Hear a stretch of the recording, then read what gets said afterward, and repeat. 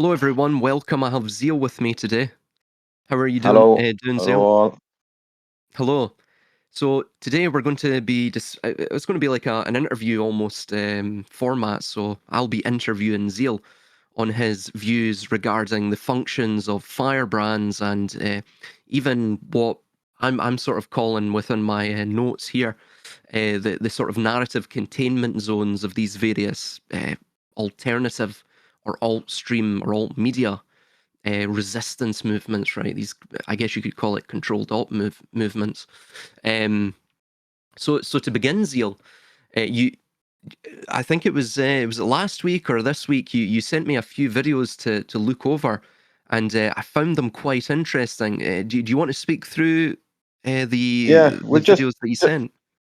just as a general backdrop before you know, a lot of this line of thinking is based on the premise, the kind of Sun Tzu sort of premise that what you're presented with, sort of in general media and or the inverted commas free kind of truther type media is what I'm trying to say is there's an element of deflection, like an element of what they'll be pushing out in the narrative is deflection. They're trying to deflect away. They're trying to move your attention, offset your attention onto something else, away from what they're actually doing. So any of this type of analysis sort of second guesses any information you're presented with against that backdrop.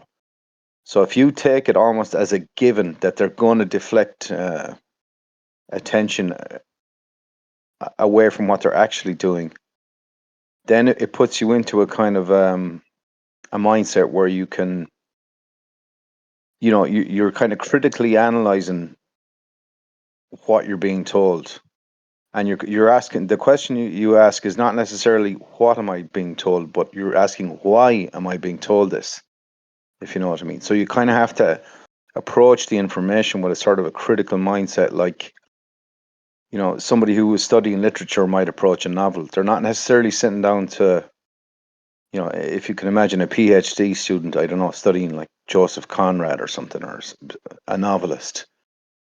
They're not necessarily reading the novel and they're trying to do a study on it, trying to do like a thesis on it. Hmm. They're approaching it from the point of view of narrative, of like tone, of conflict, pace, metaphor. They're coming at it with a whole kind of a skill set to dissect it and see how it works and to see what makes it, why it's a good piece of work, etc. So that's the backdrop of the thinking to what we're kind of talking about. So if you want to bring me back there, Silas, where your question starts again, please. So the first question I have in my notes here is the idea of the function of the firebrand. So, for example, you mentioned Ezra Levant within your Yeah, dialogue with me in the WhatsApp. yeah, And if you look at Ezra Levant's history, as you mentioned, it's with Sun Media. He was a columnist yeah, there. He was a very controversial columnist, so this sort of provided him the backdrop of his credentials yeah, and his bona fides for the later role that he would play, his current role in Rebel News, chairing yeah, that. And again, he's I guess we could say that he's indicative of an establishment agent. yeah, So the question is, if that is so, and I agree that he is actually, but if that is so, if the goal of the regime is total control, in your opinion, what specific function do these loud opposition figures serve? And moreover, are they simply there to monitor the dissidents, or is their purpose to discredit, legitimate concerns by the citizenry, by associating with chaos, sensationalism, hysterical protestation? Um, or is yeah. it, of course, to steer the narrative as well? What's your opinions upon that? Well, just not to give a glib answer, but yes, you've answered the question. Essentially, to steer the narrative. So, someone like Levant and Co. You know, th- th- if you can predict a reaction, see, most of the stuff is based on behavior. It's B.F. Skinner and behavior, and there's probably an algorithm in there, and an element of prediction, an element of intelligence coming from the intelligence community, etc., and our propaganda and the narrative spinners. So, like in any given situation, they will anticipate a reaction, which is behavior from, say, the general public, the masses. So, in a given scenario, their best bet to manage that reaction, that behavior, which, for example, it might be an anti-establishment reaction. So their best bet to manage that is to actually lead it, to create the the entire organization, the leadership, the voice, and the whole narrative of that opposition that they predict is about to happen. So in the example of Sun Media, isn't it? Sun, what are they calling it? Sun Media, isn't it? Levant On and Sun media, Media. yeah, yeah. Yeah. That's So in, yeah. yeah, no. So in that example, like Mr. Levant, kind of his mindset would be kind of loosely sort of termed far right in certain scenarios. Now, Mr. Levant is a gentleman of Ashkenazi background. He's a media guy. He's a newspaper guy. So he's, when you deconstruct this far right, you see this sort of a kind of a conflict in it. It doesn't necessarily add up. He's from a well-to-do, formerly Russian. They're Russian Ashkenazi expats living in Canada. He's a generation or two Canadian, and so like the point being that when I say when like you say to someone it's the far right, and it conjures up these images of skinhead kind of Nazi, tattoo swastika tattoos, and kind of, I don't know, white guys, mostly white guys, going down the street intimidating everyone and kind of being completely racist and all the rest of it. So, but this guy doesn't fit any of that. He doesn't fit any of that. Yet he is ostensibly the far right. So, or from a far right kind of position, and potentially his publications, his media, his journalists are also sort of occupying that space. But so to answer your original question, yes, they lead, they anticipate the behavioral reaction, which is dissent, and then they sort of lead it. They create the movement around it, or they create the voice of the movement. So by doing that, you sort of you astroturf the movement. So you give the appearance that there's this reaction is happening, and what that does, it's a safety valve.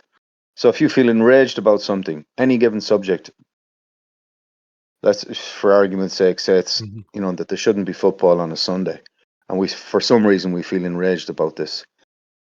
Maybe it's on a religious basis or something. And next thing we see in our local town or village, there's a huge gathering, protest and banging drums and flags about, a crowd of people that are against football on a Sunday. So now when we look out our front door, we go, oh, right, somebody else feels the same way. And next thing we look at that protest and we start to, perhaps feel a little bit demotivated because perhaps the people in the protests are not exactly kind of aligning with what we felt. And then we kind of also start to feel that, well, they're making some noise about it, so I don't necessarily have to. And, meanwhile, a few things happen and you sort of, in real life, and you perhaps begin to forget about the whole thing, or so you've got this kind of release mechanism that kind of oddly, it puts you in a back seat with a view to your will, because there's someone else managing the whole thing. But anyway, so I hope that answers somebody your question. But No, absolutely, absolutely. Something I've been thinking on recently as well, because I've been updating my the Canon of Kirk video, and putting in infographics and such. But there's more information that's came out about that recently. But interestingly, surrounding and Charlie Kirk. Charlie mm, Kirk, of course, was not Jewish, though he weirdly, ironically, I guess, depending on your view of the situation, he thought of himself as as I guess a Jew in some sense, a Judeo-Christian. But surrounding him was an individual called Andrew Colvett. And Andrew Mm, Colvett supposedly comes from Nevada, but I actually looked up Colvetts in Nevada. He appears to be one of, I mean, a handful. You could count it on one hand, the amount of Colvetts in mm, um, Nevada. Of course, it's an Ashkenazi name as well. Funnily enough, Erica Franzfa, Charlie Kirk's wife, Franzfa can also be an Ashkenazi name. So mm, you see a lot of course we won't dwell on this, but you see a lot of this. I mean, even going back to, for example, um, Cicero's defense of Flaccus, right? And he discusses Decimus Laelius, who was a Jew at the time in Rome, and effectively it was this idea that Flaccus, who was a Roman general, I believe it was in Judea at the time, he was stopping the shipment of gold coming from Rome down into, of course, the Jerusalem temple and being sequestered there. In fact, this whole thing blew up into the sacking of Jerusalem in 70 AD. But he states this in it of Decimus Laelius. Uh, he states, at this moment we are being mentioned by name by the informers. Accusations are being invented against us. Dangers are being prepared for us. And if they did these things by the instrumentality of others, if in short by using the name of the people they had excited a mob of ignorant citizens, we could bear it with more equanimity. And then he goes on to mention that um, where is it? Yes, he go. Oh, here we go. Yes, or if that disturbance was it was at that time caused by the rashness of the ignorant mob employed by Laelius, then permit me to separate the efforts of the Roman people from the general cause. And he also mentions somewhere in this, I can't find it just on the fly here, but he mentions that as well. He has to speak under bated breath because of the mob that's been essentially paid to be there and protest the court proceedings outside. So this is something, it would appear, some sort of antinomial. Again, to be very very imprecise with my language here, intentionally, a sort of antinomial theologically supremacist religion or mystery religion, hell bent on power for power's sake. This appears to be something that is done throughout the ages, Um, so it's almost like the notion of you mentioned it, leading the opposition. There's a term I'm thinking of, the Judas goat mechanism. It's that same mm, idea that you actually actively lead the opposition. Of course, as we can see, they're being led. You're totally correct. It's not something you would. It's not the view or the vision you would have of the far right, right? Um, mm, but then again, what we're seeing of the far left isn't necessarily what we would traditionally think of as the far left either, right? mm, These, uh, I mean, what do you call them? Effectively, upper middle class, uh, rich kids from the leafy suburbs, effectively. Um, so mm, you see a neutering on both sides, chaos being sown on both mm. sides, and this also ties in with something else I want to mention regarding the safety valve theory of Yeah. controlled population management. And is it your view that platforms like Rebel News do they act as that pressure release valve for the populace? We also see the likes of Trump with MAGA. We also see Trump talking about releasing four major nations from the European Union, trying to bring them out of the European Union. He's calling it mega, make Europe great again. And then, of course, we also have Farage in this country, and I believe you also have your own sort of firebrands and such. So, but by Yeah. allowing people, yeah, please, please. No, just very quickly on that. Yes, is the answer to the question, and particularly you can see a sort of there's a sort of forensic fingerprint to a lot of these new sort of sort of right wing and or left wing, sort of extremist, media outlets that are kind of on paper, right? They're presenting a very kind of what's the word I'm looking for? Anti-establishment. They're outside the norm, outside the conservative, acceptable mindset that has got us into this mess. These media outlets are presenting themselves as, hey, we're telling the truth. We're on your side. We're not afraid to ask the hard questions. We're not afraid to point the finger at the real problems in your society. You know what I mean? We're not afraid to be called extremist or far this or far that, or we're not afraid, for example, to ask the really difficult questions about immigrants in your country and about whatever. So these media outlets are kind of presenting themselves as being very much on our side, as it were, and very much brave. They're very brave to be asking these kinds of questions, and they've escaped the kind of the hypnosis of political correctness, and they're edgy. They're presenting themselves as edgy and kind of cool, and so yeah. So my instinct is around Farage, for example. If you can help me out, Silas, he had a media group or a news group in Britain, or was at least connected to one, was he not? Um, GB News, yeah, yeah, which is GD a News. relatively new one, yeah. Yeah, and had he some connection to that Farage as such, or He am I did. wrong? He had a well. He was on. Was it called LBC, which is. I mean, that is quite an establishment. It it portrays itself as alternative, but it is very establishment.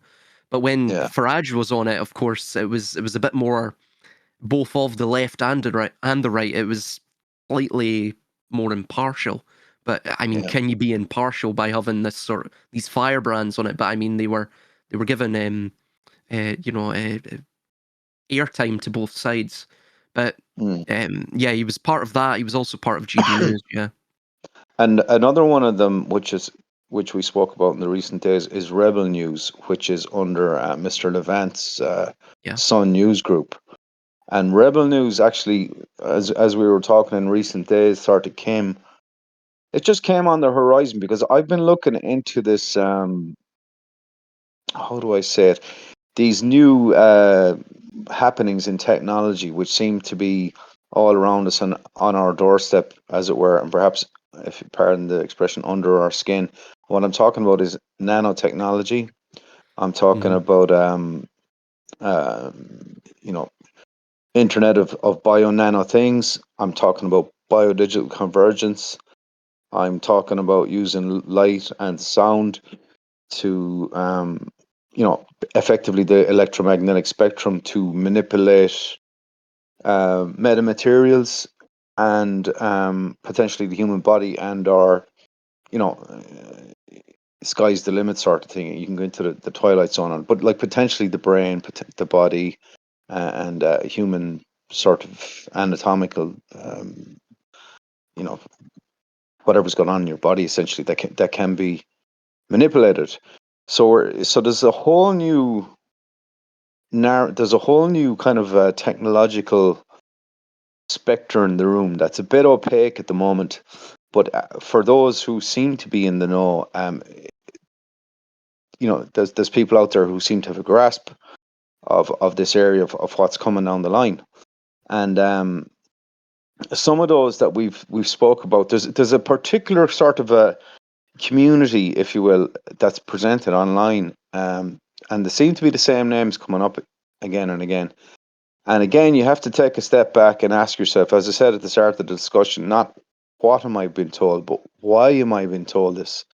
So I found, for example, that the algorithm or the search engine or whatever seems to have presented these individuals to me and to others. So their names, for example, are known to you and they're known to other people in America and people we speak to online seem to, even though these people are like us, as we're speaking here tonight, we're kind of disparate, disconnected uh, from organizations as such were ordinary individuals who were speaking, and these people present themselves as well as such.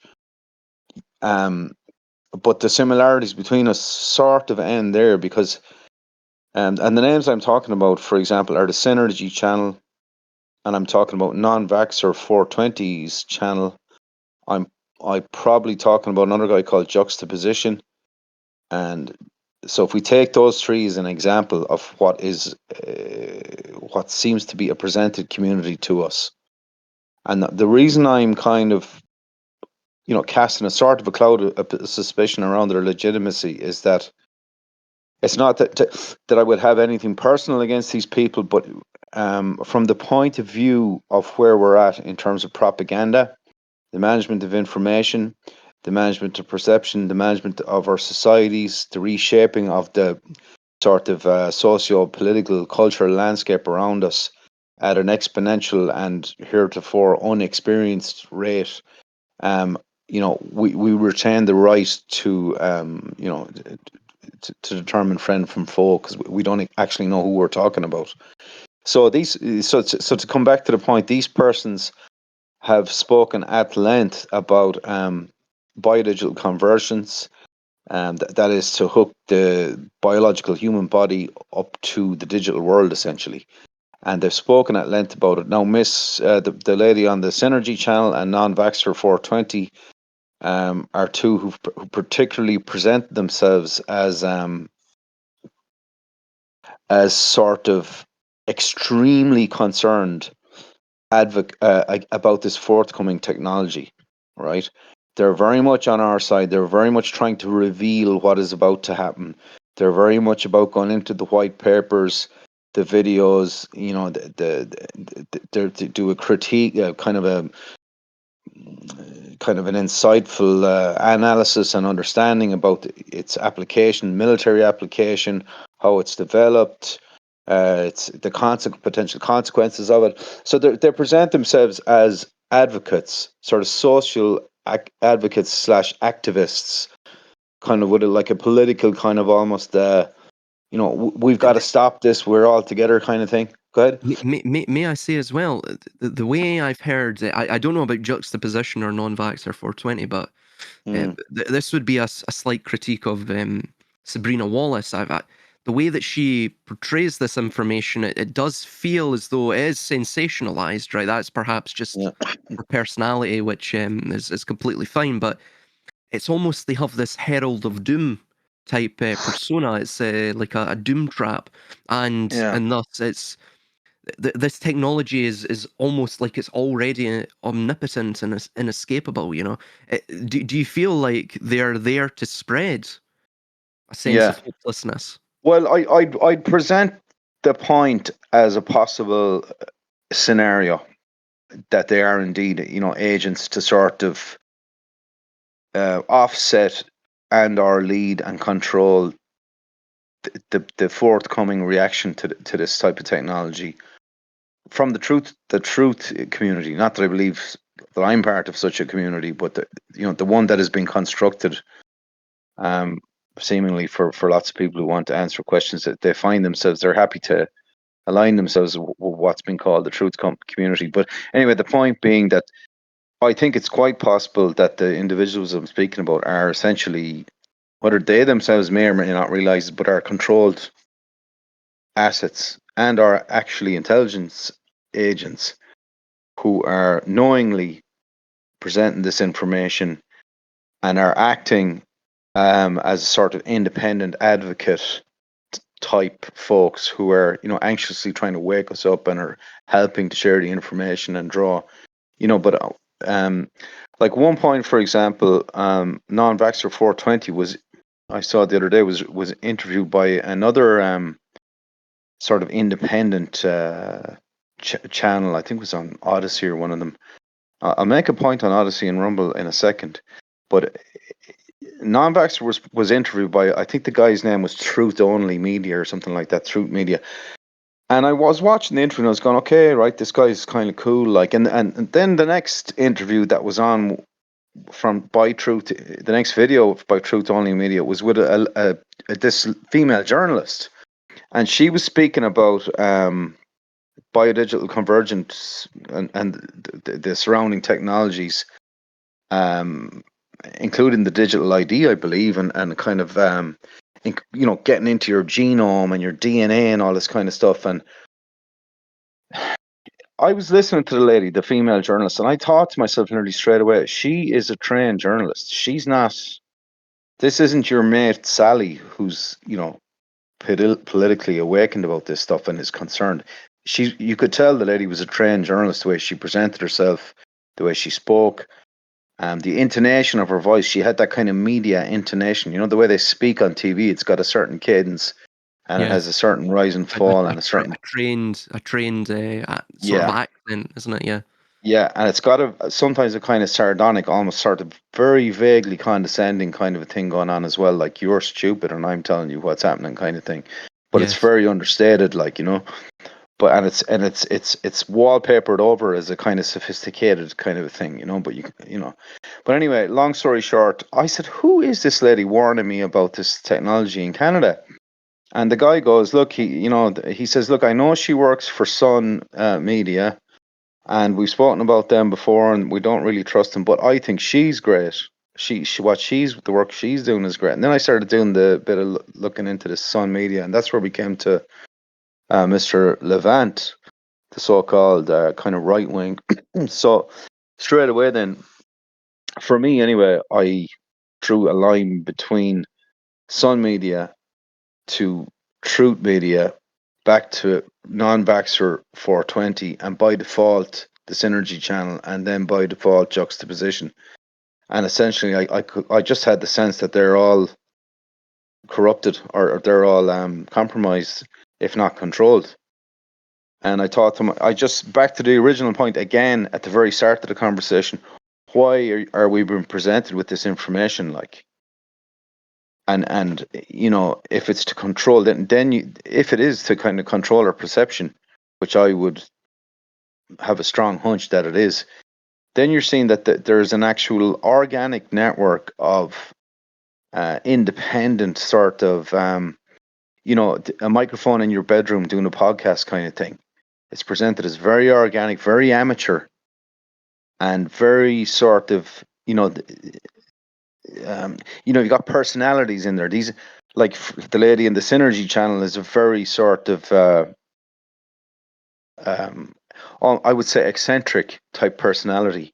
She Yeah. has completely free reign. Like, she sings. She might have smoke a cigarette. She kind of goofs around. She makes a lot of jokes.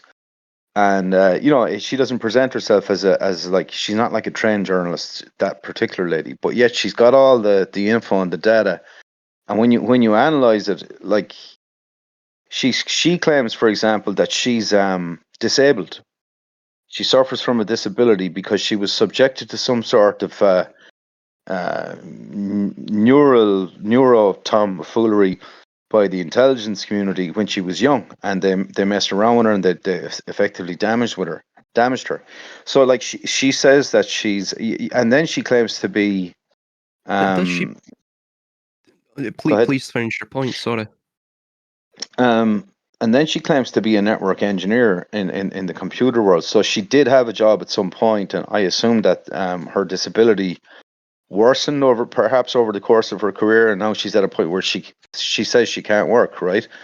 But yet Does she she, seems to she spend day provide? after day. Go Does she ahead. provide any evidence of this at all? No.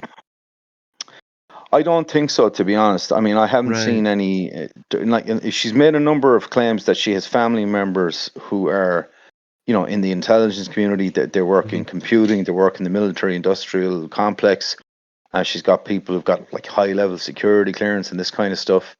So she's made a number of these claims, but I don't think there's evidence as such. But that's not to say she's, lying as such. You know what I mean? But it just but the bottom line, like, the lady seems to have infinite time to make a video and to talk and to research. But I don't understand, why can't she get a job in an office? Like, if she's evidently not disabled enough to that it's hindering her from making videos, because she's extremely prolific. Go ahead. Oh, absolutely. Sorry, I didn't mean to cut you off. The reason I asked that question is because It's actually a well-known sort of trope within the conspiratorial world, even in cults as well, where so for example, right, and you brought up a superb point. This is why, modern podcasts provide a greater sense of authenticity, due to these, of course, bombastic personas typically, but it's also as well, people are screaming out for that authenticity. They're screaming out Yeah, for that, what is a sort of mimicry of human connection through this sort of parasocial lens of podcasters, or you even have, for yeah, example, the videos that are blowing up on YouTube and TikTok, a day in the life, and all of this. mm, So this is why alternative internet-based media is defeating traditional legacy media. But one of the primary tropes within the conspiratorial world and such, in terms of how you build a following, is that you will provide them a sensationalized claim, and you will provide that sensationalized claim with no evidence whatsoever. And it's a claim that really, it's the integral hinge point of their entire persona online, of the entire topic that they may talk about solely upon their channel. So effectively, once you get your audience, it's a sort of litmus test, right? A filter. Once you filter the audience through this non-evidenced claim. I mean, it's a pretty sensationalized claim, isn't it? It's quite far out there. It's far fetched. Thus, you would need some form of evidence to back it up. Thus, by getting the audience to believe that, to essentially, drop their guard, um, you effectively have already infiltrated them both emotionally and psychically or psychologically. So they're already primed to believe the incredible. And whatever you may tell them, even if it's a complete and utter hocus pocus of lies, they're at that threshold of either lessened willpower or just complete biological laziness, or psychological laziness, rather. So it's the reason I mention that, because it is actually a trope within the conspiracy world. Another trope as well is the whole Alex Jones or David Icke thing, which is, what do they say? They say they usually, it's different phrasing, but it usually goes along the lines of, don't believe me, do your own research. mm, It's that most people will not do their own research. To critically think is metabolically expensive, so most people mm. will just take their word for it. They take that as a sign of, oh well, they're asking me to do my due diligence, so that means they must be telling me the truth. Um Well, if yeah. like just as a quick note there, there's another one of those media outlets in Ireland that we spoke about in the past in a past conversation, and we actually got a hit from them. I remember they posted a comment up on a video that we posted. Do you remember them? They I were an do actually, Irish. yeah. I can't remember the company's name, but I do remember them, yeah. It'll come to me now. And we had Jesus, it'll come to me in a second. We had fairly good information that they were connected back into Declan Ganley, who's an Irish businessman who's Yes. in turn connected to a crowd called Libertas, and eventually they were connected up to Karl Rove, who was a war criminal involved in the Gulf War, and other well-known sort of globalist nefarious characters. Peter Thiel, I believe, Yeah, I and do recall that, yeah. Yeah. yeah. But this particular Irish media agency, they'll come to me now in a second, but they were very much on our side against all the immigration thing, and kind of against the corrupt guards and all the sort of pro kind of cliches. They were they Yeah. were they were repeating them ad nauseum. Oh yeah. um, yeah, I cannot think of the name of that crowd now. But that's interesting Gript, as well. gript. I beg your pardon. Gri Gript. Gript. Yeah, script, that's it, yeah. Gript media. Gript media. So yeah, you've got a lot of mirrors in front of you, like a lot. You've got a lot of and it comes back to, like, there was another point we made during the week about, for example, the vaccine narrative around the deaths, the excess deaths. like potentially the excess death narrative is a displacement effort to move away from, biodigital convergence, anything you could focus attention away from what was actually the main kind of direction things were moving in. So they created sort of a fake hysteric or a hysteria around something that wasn't relevant in the real world. You know what I mean? So Hmm. that the public would pour resources, sort of emotional and kind of political, sort of socio-political life force into. Hey, they're trying to kill us with this vaccine, which is not necessarily true. One could argue, that, that create a kind of a historical narrative around that to focus attention in that area. So so then that begs the questions. Well, if that was fake, then what were they actually doing? Because you're inferring they were moving your attention away from something else. Well, Yeah. potentially what they were moving your attention away from was the fact that they were sort of terraforming your body, or they were trying to do some other type of test. Uh, calibrating a kind of some sort of an algorithmic Mm. mass data harvest scenario or something like that. And they were saying, hey, they knew there was going to be a reaction, an anti-reaction. And they said, well, why not let us lead the the reaction, and let us point the direction, point the herd in this direction. We'll say, Mhm. hey, you're trying to kill us with this thing. This thing is a kill shot. There's going to be mass casualties. You're trying to, kill off the human race, etc. And it kind of worked. That's why I'm also suspicious of people like Mr. Sheridan. You know, he was very much a proponent to that kind of The that needlecraft line of thinking. Yeah, transubstantiation. Yeah, even though, like, I put my hand up. I have watched all of this content myself, of the creators that I'm now sort of casting a oh cloud well, of yeah. suspicion on. I watch all of this content as well. Of course, I remain skeptical of all of them. Yeah. Well, And this is I the irony, yeah, Silas, of the thing. Like, the super irony of it all is you're going into the propaganda to try and find out what's going on. exactly. Yeah, yeah, That's your, in an ironic twist. Like, your last hope of actual information is you go into those leading the charge and try and pick out the nuggets from the rotten apples and say, look, that's, to try and see and where they're going with this stuff. Because as mhm, you know, like, part of the gig is to mix in the kernels of truth with the bad information. So you don't just constantly lie. You've got to weave in sort of kernels of truth to keep it all sort of legitimate, exactly. Yeah. As well, I mean, the only terrible thing about it is if you let yourself get caught up in the currents of it. If you simply Mhm. observe the currents, you can see the trajectory of the meanderings of the river and where that those meanderings are directed to. So you don't necessarily fixate upon the current, but you have that vantage point of you just know the general linear trajectory beyond those meanderings.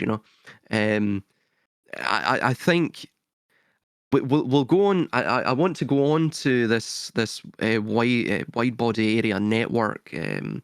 Those Yeah. ideas and some of that.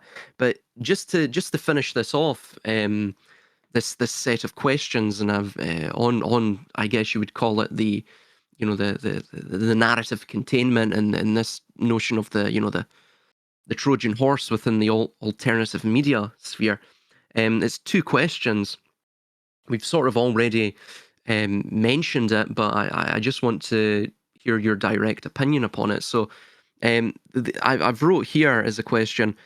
So by allowing people to watch a video and feel angry, you see this on social media as well, the sort of digital drip feed of neurochemical triggers, does it paradoxically render them passive, preventing them from taking real world action because they feel they've done their part by clicking like?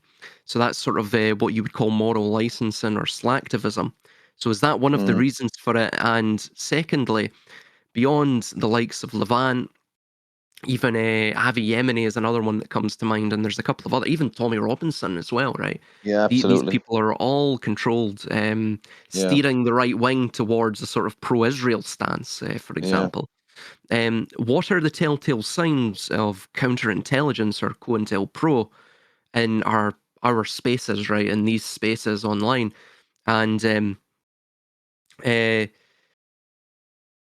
the Well, topics that, it's an yeah, excellent jump in, question. yeah, Just, and it's not an easy question to answer. But right off the bat, one of the telltale things is the proclivity.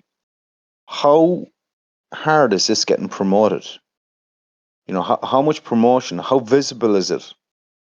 How platformed is it?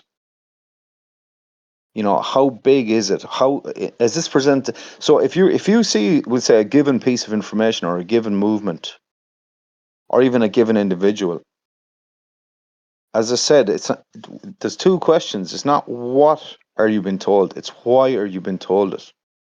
So you got to take a step back from that information for a second before you even think about what the person is talking about, and you have to take a step back from that person and or that movement.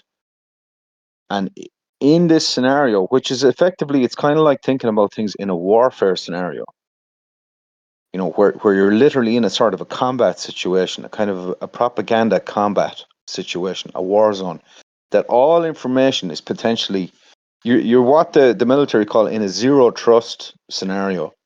So you must approach the information really from a zero trust perspective. And one of the things for me anyway, and I say this with a caveat, one of the things for me is how much promotion is behind this, say, person. How big are they? How well known are they? How And the reason you ask that question is because that costs money and resources to get somebody up there, or to get a movement up there, or to get a mass movement up there. It needs a huge amount of promotion. And then you can deduce from that that person is backed, to somebody backing that person, or to somebody backing that movement. The serious resources gone into that movement, and our newspaper, and our podcaster, and our apparent political movement. And like you mentioned, Robinson, with the pro-Israel thing, the other side of the dialectical on that, for example, we've seen a huge amount of it here in Ireland, was this supposed sudden grassroots sort of pro-Palestinian, anti-Israel movement. And you know, and you saw it yourself actually, Silas, when you were here. These marches, we had them in every kind of town and village in Ireland, and there was this kind of shadowy, suspicious, kind of lefty. Well, I won't say suspicious; that's unfair. But they were kind of a left-wing grouping of, I'd say, you know, there was Sinn Féin people in there, kind of left-wing, kind of feminist people in there, and all of a sudden they'd yeah, taken it upon themselves to be all about the Palestinian cause. And the reason I mention it is because I think they were promoted to do so. They had potentially There was potentially individuals in that movement who were coming at it from an altruistic, dare I say, Christian perspective, but I think they were useful idiots for a wider movement, which I think is a kind of a complex to try and understand it.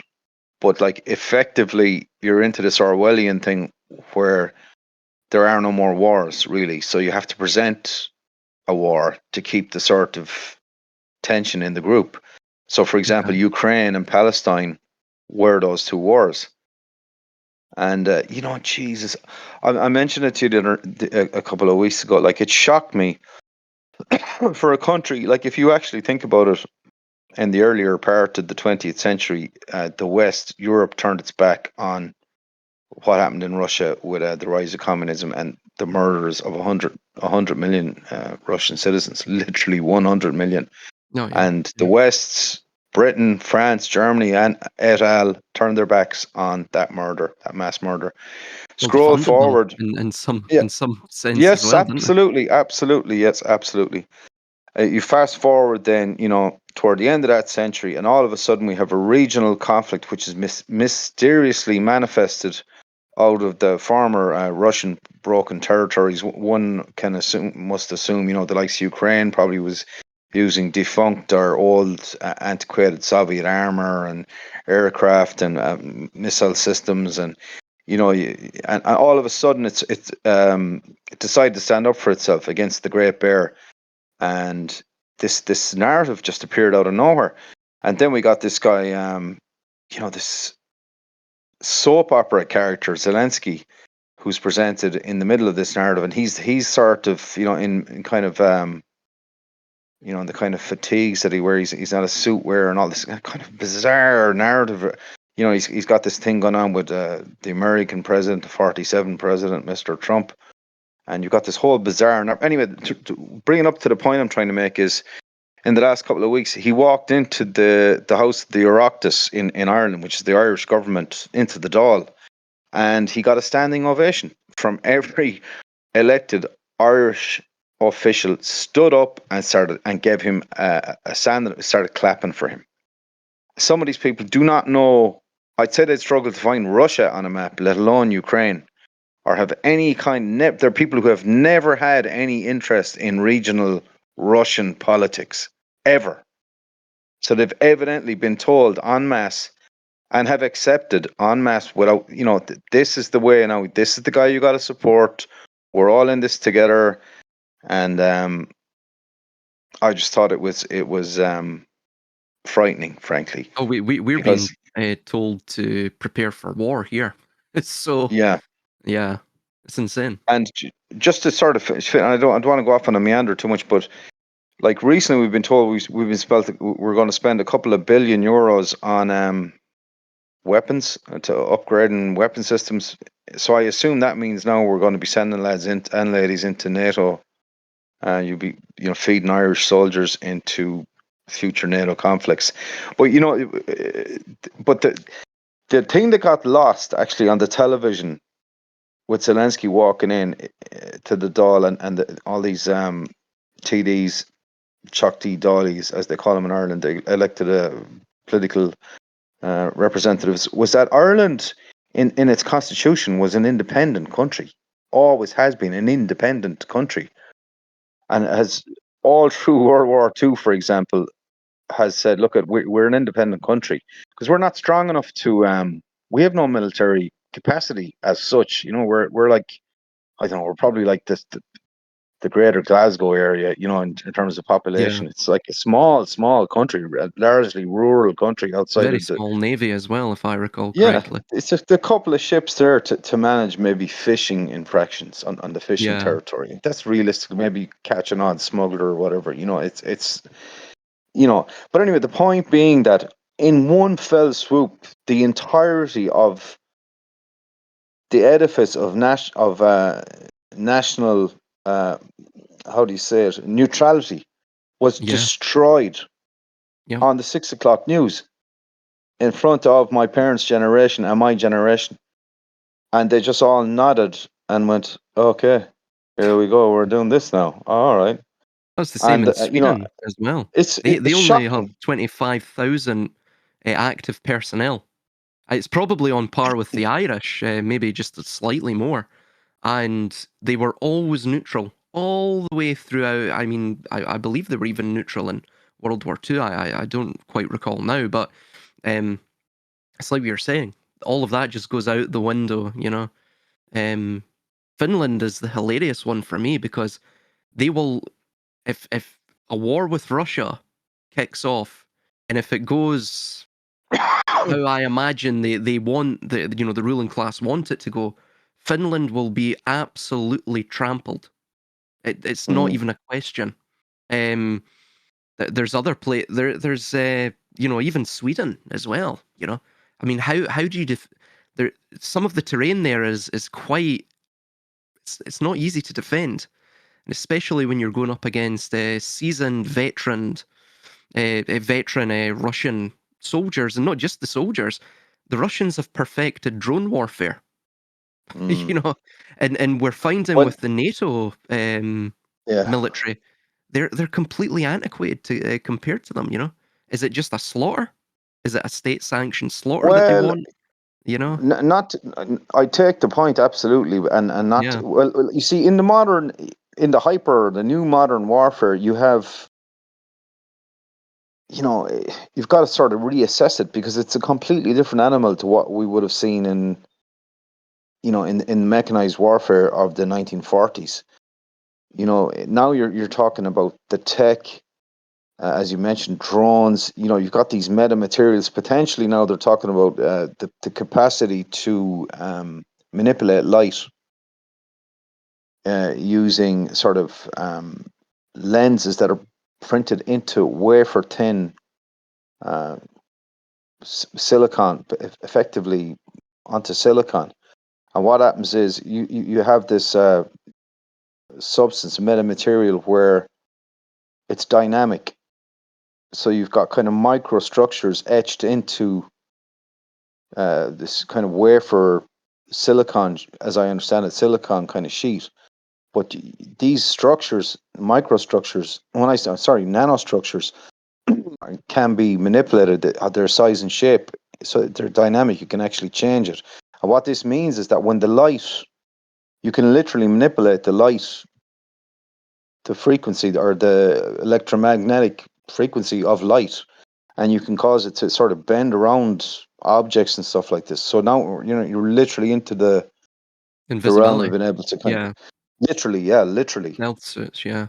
Yeah, And it's but anyway, I wanted to just make a footnote of the points. Some of the stuff I've read about World War II is that above all people, the Finnish soldiers and the people in Finland are an incredibly tough breed of oh, people. absolutely, yeah. And the I don't deny Russians that. met many, many casualties up there, Yeah.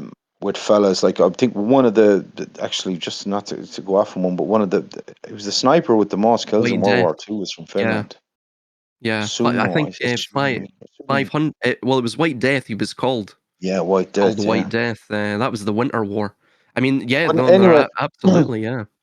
not to get too sidelined, but I think this is, you know like, if you have this tension now essentially in Europe. It's a kind of a manufactured tension, and potentially, Yeah. like, you've got instability and you've got fear and you've got this Ukraine Russian front kicking off, and then you've got this kind of Israel thing kicking off in the Middle East.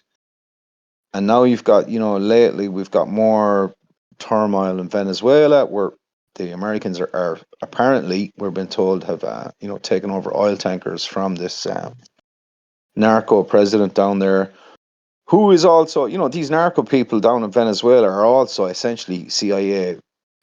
If you follow Yeah. the food chain up far enough, you'll find out they're all CIA controlled.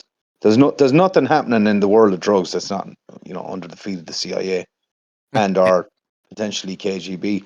The Russian, they're colleagues in Russian intelligence, and I say that, colleagues in Russian intelligence, or And whatever Israeli they're called these intelligence as days. well. Yeah, so they're all colleagues of each other because, like, Absolutely. essentially, that's what you're dealing with. So, like, yeah, perception management a go go. You know. I also want to ask you as well that this was probably the final question on this. Mm, But in terms of the telltale signs for counterintelligence, a counterintelligence presence within these conspiratorial or alternative spaces, whatever term we want to use. We see, for example, with the whole, I don't know if you've been keeping up with the whole Candace Owens thing. mm, And this is going on a bit of a tangent, but it does tie in with this, and I just want your quick opinion on this. We see, for example, Nick Fuentes, who has been very vocally anti-Israel mm, and anti-Zionist, up to the point Charlie Kirk, of course, was, you know, sort of written out of the script, if you will, right? However, he is not. He's been very vocal, along with several other alternative or far right or nationalist media pundits, in coming out and going against Candace Owens. And believe you me, I'm not saying she's not mm, controlled, but they're going against Candace Owens' idea that Charlie Kirk, of course, was being dumped by his Jewish donors and it was Israel that killed him and all of this. So the idea is another potential telltale sign is that the topics they refuse to touch, or the Mm. solutions they perhaps fail to offer, are those other telltale signs as well. Well, one angle I think, and that is it's a good one point I'd make on that, right, is that so the first telltale I would say, as we said earlier on, was look for promotion. Is there money behind them to get their message in front of your nose? Do you, is there a lot of money behind them somewhere? Even if they're presenting a sort of independent, so an independent podcaster, to get 15 million views on YouTube, for example, needs a certain amount of. They need to either be very, very lucky or very well promoted, right? Now, to get to your question right now, what I would suggest, as well as the promotion thing, look for what I call angularity or extreme ends of the dialectical narrative.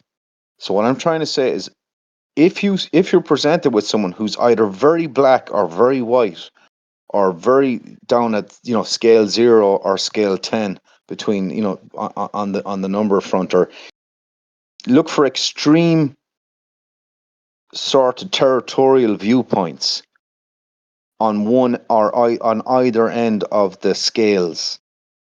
And the reason is, Yeah, you'll never see sort of moderate, um number one, moderate, and number two, objective, that they're outside looking at. You rarely or if ever see that kind of voice, because they don't work on the dialectical. That which is moderate, you will not see that much of.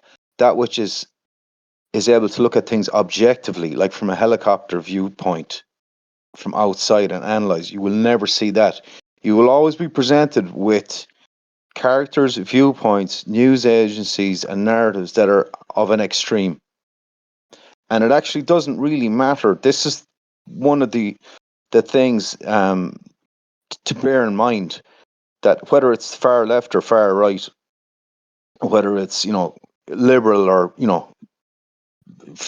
right wing nationalist or whatever, it doesn't matter which side, because they'll control both, but they'll present both and own both, but they'll never necessarily present moderate uh, viewpoints, and critically, they will very rarely present subjective viewpoints that take on the whole and view the whole in a kind of divorced, rational, and kind of sober, calm distance, from a distance, yeah, taken into the whole thing. You'll never hear that person. Where's that person? They're nowhere to be seen.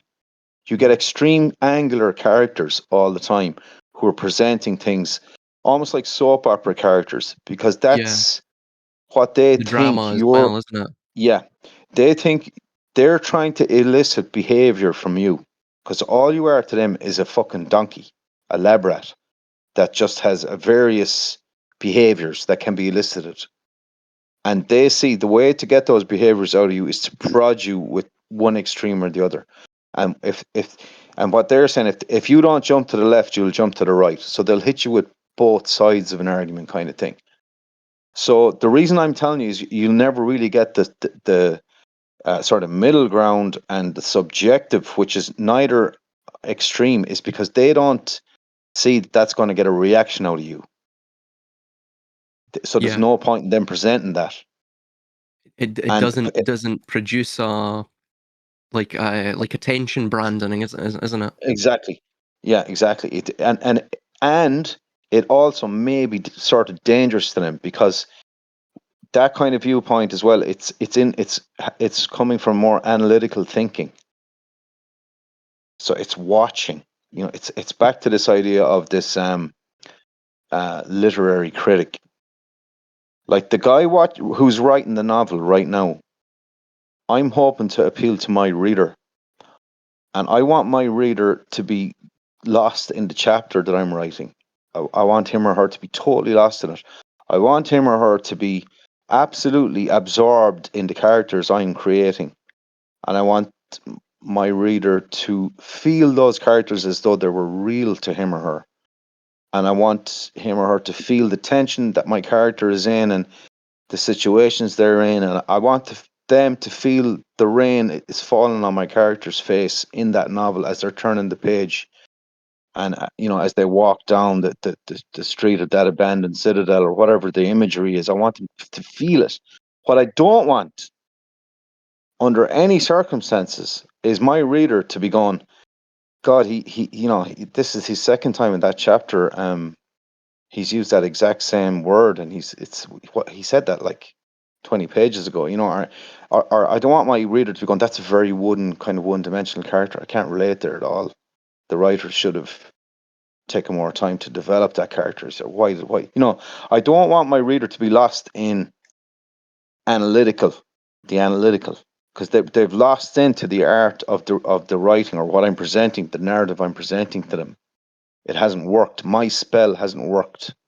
I failed as a sorcerer. Like, so it's the same for them presenting these narratives and this propaganda. They want us to be under the hypnosis.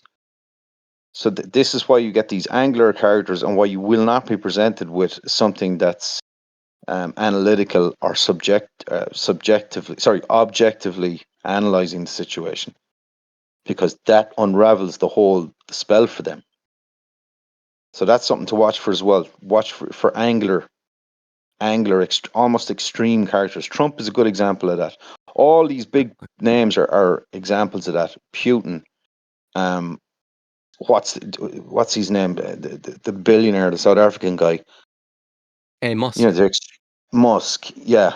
Any that you can think of, the royal family, Epstein, any of them you can think of, the billionaires, all of them. Our friend down in Israel, what's his name? Homo Mr. Epstein. Deus, No, Homo I'm De- Harari.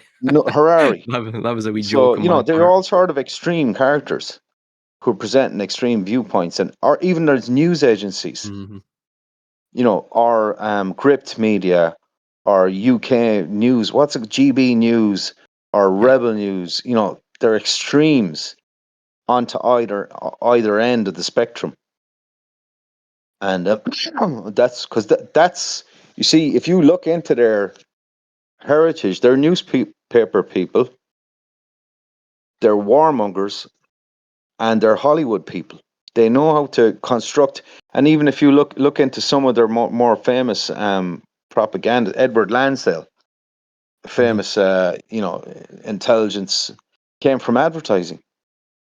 He came from an advertising yeah, background, yeah, and he brings it into the propaganda. He's gone from advertising, and next thing he's making fake communist wars in Indonesia, yeah. and Well, they did a lot of sorry to interject. They did a lot yeah, of agitprop, which is basically agitation propaganda, and it's part mm, of what, of course, Yuri Bezmenov called activnie мероприятия, which is active measures. So active measures. effectively, this would go all the way to what I forget the Russian, but it translates as the time capsule Mm, um, method, which is basically they would plant historical, you know, artifacts and plant stories and create mm, sort of trickle down retro, what do they call it? Retconned or retroactive continuity.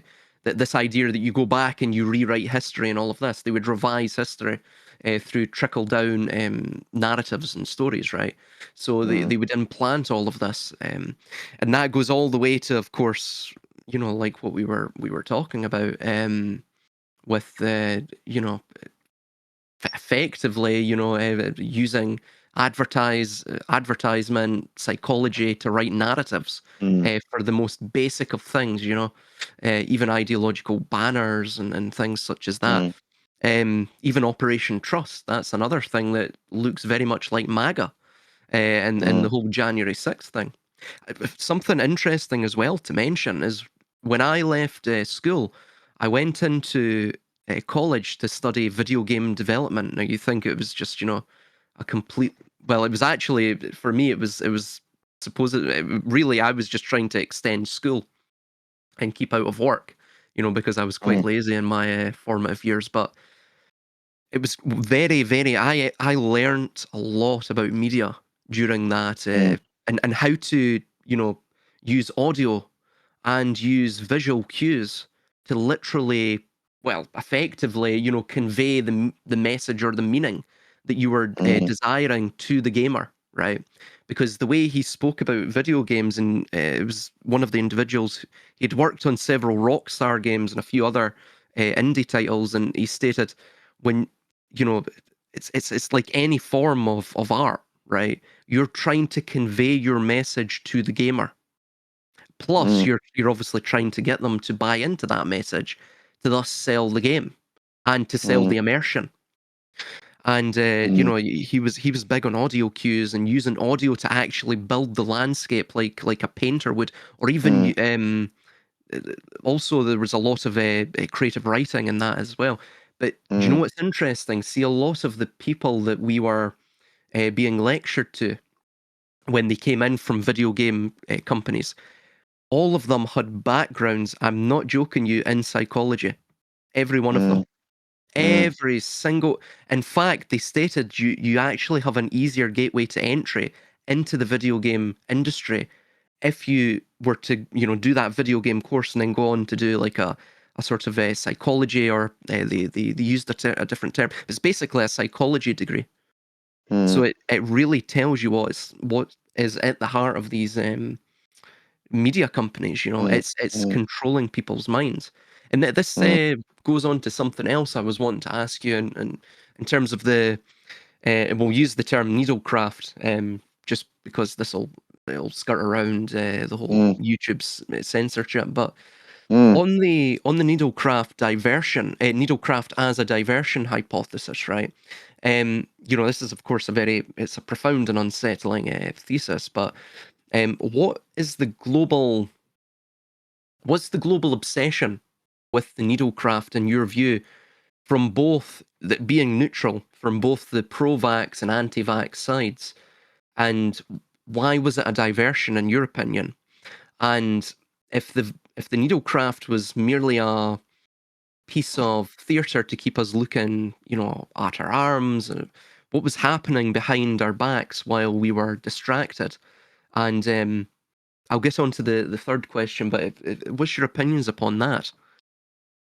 Well, again, a difficult question, and one of the easier, more obvious answers to that question is that the vaccine hysteria was largely, it was the focus was put on this idea of a kill shot potentially, and I think the kill shot thing was put out to sort of potentially cover up from any metamaterials or nanomaterials that may or may not have been part of the vaccine, and or any attempt to manipulate aspects of the human genome or existing, natural biological kind of setup of the human body potentially.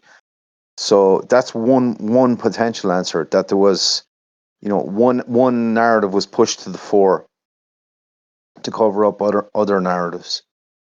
So other than that, I'm not sure. I'm frankly not sure. I'm still trying to kind of get my head around it myself. Exactly. Um, Hmm. there's other stuff like we mentioned before, the calibration of something algorithmic on a vast scale, like on a mass data, hyper data scale, Yeah. um, and or a larger, wider experiment on a sort of psychological, social control scenario that was going to test and or uh, sort of correlate multivarious transnational agencies, um, to sort of get them into a linear, real-time linear scenario, um, and or to mark, essentially a new age, um, some sort of an event that. So there's multi. But to come back to your original question, then potentially also, again, if we're looking at this biodigital thing, that it was. somehow a shield for that, potentially, and somehow may have acted as a cover for these new technological advances in the biodigital sphere. And somewhere in and around all that is still a lot of smoke and dust for me, anyway. And I'm not sure. I certainly have a lot of suspicion around the anti-vax camp, that it Mm. was essentially itself was a controlled Yeah. operation, the Well, it's anti-vaxxer it. thing. I mean, it's what we mentioned with the race-based nationalism, and a lot of people didn't understand it. You know, I Mm, wasn't taken away from any sort of heritage or legacy that they may feel. What I was stating was that you're given an identity that actually hijacks that heritage or that legacy, and it's a similar thing with the whole anti-vax thing. You know, I think a and lot of people were distracted. Yeah, please. excuse me. Sorry. Go ahead. Yeah, I think you're. I share your sentiments as well. I'm about as confused about it as you. We'll never truly know, but I think this is one aspect I think we can dwell upon and ponder is that, for example, here we're starting to see a superflu, fear-inducing event coming about right now, which could just be distractionism and blow over like all of the other ones. But funnily enough, I believe they're going to bring back masks in schools, but they've already done it in hospitals as of right now. Um, which could actually sort of snooker me for education. I mean, I would just leave university at that point. But um, it's interesting because if, and I only say this if the lockdowns were actually about installing 5G infrastructure, right, necessary for this photon or light based control system, right, then Mm, if this super flu event comes about and we get locked down again, let's assume, perhaps not globally, but sporadically throughout various countries, then perhaps this is to bring through 6G infrastructure, right? Again, the idea mm, is that you can get the infrastructure up quicker if everyone is locked down and of course not busying up the roads or causing a nuisance to the builders, right? Um, and of course the logistics systems, it takes all the traffic off the roads as well. So that's one thing to consider. Another thing is uh, yes, so Sabrina Wallace, Psi Energy, she mentions that. And of course, you've listed her as a potential counterintelligence agent. mm, Um, the first thing I believe she mentions this. I don't quite recall. I'll have to review her work, but she actually suggests that the nanobiotech does not need a needle to enter the body, yeah, right? And correct. thus she implies that we're already saturated with these materials through Yes. various forms of geoengineering, chemtrails, food, Yeah. water, all of these various substrates of our basic amenities. So, Mm. if we're already infected with the substrate, was the needlecraft just a ritual of consent rather than a medical Well, necessity? You know? from as far as I've been able to get my own head around that question, Silas, is that the body will say the communication between the technology and the biology is a lot of it is happening in the terahertz band of the electromagnetic spectrum. So that this particular bandwidth is of interest at the moment, the terahertz band. Now, I don't know a huge amount about but as far as I'm aware, it goes from 275 gigahertz upwards. Now, um, there's new advisories that have come from Ofcom, who are the UK. Basically, they're over the radio waves. What you can do on the radio in Britain, for example, and they've sent out a new sort of a circular, just kind of in the last couple of years on this particular terahertz band, and it has been used in the past for like radio telescope, basically observatories and telescopes and stuff, studying the stars, Oh, interesting. using yeah. So recently now people have begun to build, as far as I know at the moment, if this information is correct, it's like people have been building terahertz based sort of ham radios and the kind of um, radio systems for transmitting and receiving ordinary radio signals across this spectrum. But interestingly enough, the Ofcom literature says, right, because it's all licensed. It's like you need to be a ham operator. All this stuff is licensed. So if you want to operate in this band, you can, but under strict conditions. And a lot of the conditions, like they'll give you the bandwidth, so you can operate, say, from 1 to 10. But in the literature, it says you cannot operate on 4, 7, 8, and 9. So there's whole aspects of the bandwidth are out. It's illegal for you to operate on. So that's just a little aside. And so to come back to the point, um, you asked, like, if this is already, as this energy channel state, already they can communicate with the body in this way and manipulate it. So why did they need the shot? So as far as I've been able to determine, the terahertz band, these electromagnetic signals that are around the human body, right?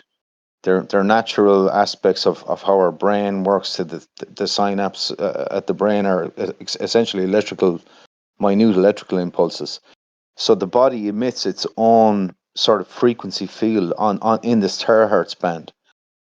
But the problem is the terahertz band they're extremely weak signals. They're extremely weak, and they're very, very, you can't detect them as such. They're very difficult to detect or manipulate. So what potentially might have been in the shot was some agent that acts as a kind of it acts to amplify these signals, and it acts to make it easier to interact with these signals, as a kind of what used to be called that in chemistry, where we put one object into to help a chemical reaction to take place. I'm trying to think of the name of the word. Um, Catalyst. Catalyst. Yeah, Yeah. it acts as a kind of a catalyst or a kind of amplifying agent. So, and I know, as far as I remember, she made the point recently. It's not that they necessarily need it. They don't necessarily need it. They can still interact as is, right, with the body. But having this helps them an awful. It helps them to effectively get a stronger signal. So, one other thing to be aware of is the terahertz, and I only have a kind of fairly loose grasp of this stuff, right? So, but as best I've been able to determine, is this terahertz band is of critical importance in this thing, and also of importance is this concept of biophotonics, which is a new one on me. And but apparently, the body emits light, essentially, or it emits An light aura. that's somewhere on I beg your pardon. Like an aura. I don't think it's the aura that we may know from, how do you say it, like the alternative Oh, I kind of see. Right. community. Okay. Right. No, it may be, but I don't think it is. I think the light I'm talking about is photonic emissions that happen at a cellular basis, and there's a theory around it, which I suspect is more than a theory. I reckon they've got a lot of science on this. Is that a lot of bodily functions and interactions and chemistry and cellular activity, nerve activity, etc. Is the communication mechanism around the body is biophotonic. It is light. Uh, it is actually light. It's light on the electromagnetic spectrum, but that's not to say it's light that we can see. Bearing in mind that we see less than, I don't know, 0.005% of light on the electromagnetic spectrum. That's all we can see. There's a huge array of it that we cannot see. So, as I understand it, this biophotonic concept is also critical for the interaction potentially with the digital world. So what you've got are these two ways of getting in. One, this terahertz band, and secondly, this biophotonics. And so now, and just to divert a little bit onto this area, and at the backdrop of this, obviously, we've got a huge, we're building data centers all over the world at the moment, and we've got these nanomaterials, we've got the potential to essentially, you've got a scenario where all these technologies are sort of swarming around each other and there's going to be an outcome from this, like a huge paradigm shift in terms of technology and potentially how we live, how we organize ourselves, how we communicate, how our societies function, and all of the above. And some of this would perhaps feed into enlightening us, pardon the pun, on why the power structure and potentially our leaders in world governments, or etc., appear to be dancing hand in hand, because they see that something is coming that is fundamentally going to alter the shape of society. So they've realized that they're acting in a unified manner. So, and that would tie in my view, at least, with all these diversionary propaganda techniques, because Hmm. they essentially would need to keep the population in a kind of a state of stupor. Yeah. So, and just a quick point I want to make on back to your earlier question: how do you spot another point on how do you spot the bullshit? Really, is that in the propaganda, there's no net outcome for social change. So if you're Yeah. presented with any given dialectical narrative, political upheaval, or something massive's happening, and then you step back from it and give it a couple of months, and you see there's no net outcome. There's nobody in society has come together. There's been no huge protest march. There's been Exactly. no massive Hmm. political change. No government has fallen. No one's burned down the House of Parliament. There's been no rebellion that you would have had in the past. You look at Scottish, Irish history, English history, with civil wars, rebellions, massive tumult, like political. None of that is happening. The public remain absolutely in a stupor.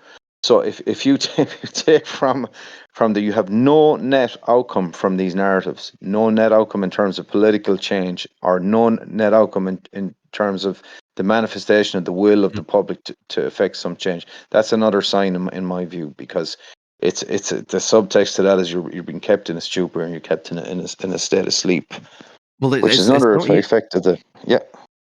Go ahead. Please finish your point. No, you're just being kept in a stupor. So that's another symptom or another sign that right, this is again that type of propaganda. Go ahead.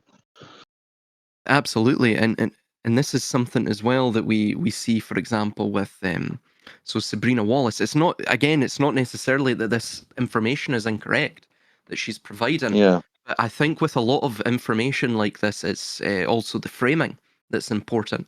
Mm, And questions do arise with individuals who are effectively the sort of primary nexus point for the dissemination of this specific information.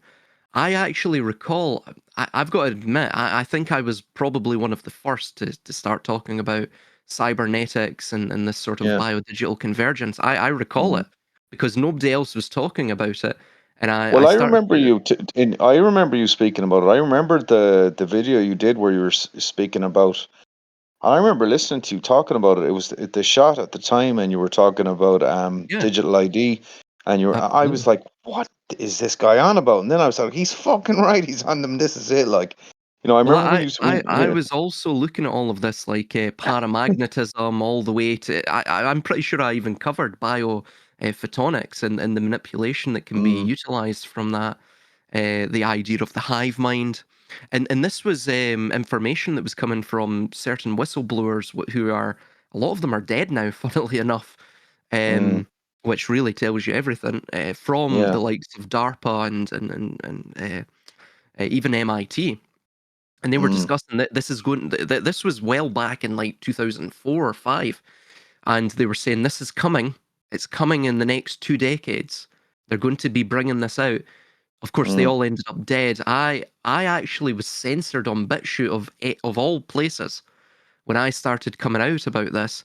I went from thousands, tens of thousands of views each video. I went down to less than a couple of hundred per video, and so I effectively lost all reach. Right? They'd algorithmically strangled me. Why? Because, well, as we're seeing now, and like what you're stating, they had to control the release of this information and thus the steering of the narrative. I was too quick to the punch, so to say, right? So I mm, had, and I wasn't part of the in club or the in group for the dissemination of this information. So I was thus swiftly cut off. But I don't actually think the information is incorrect. I think this is where they're going.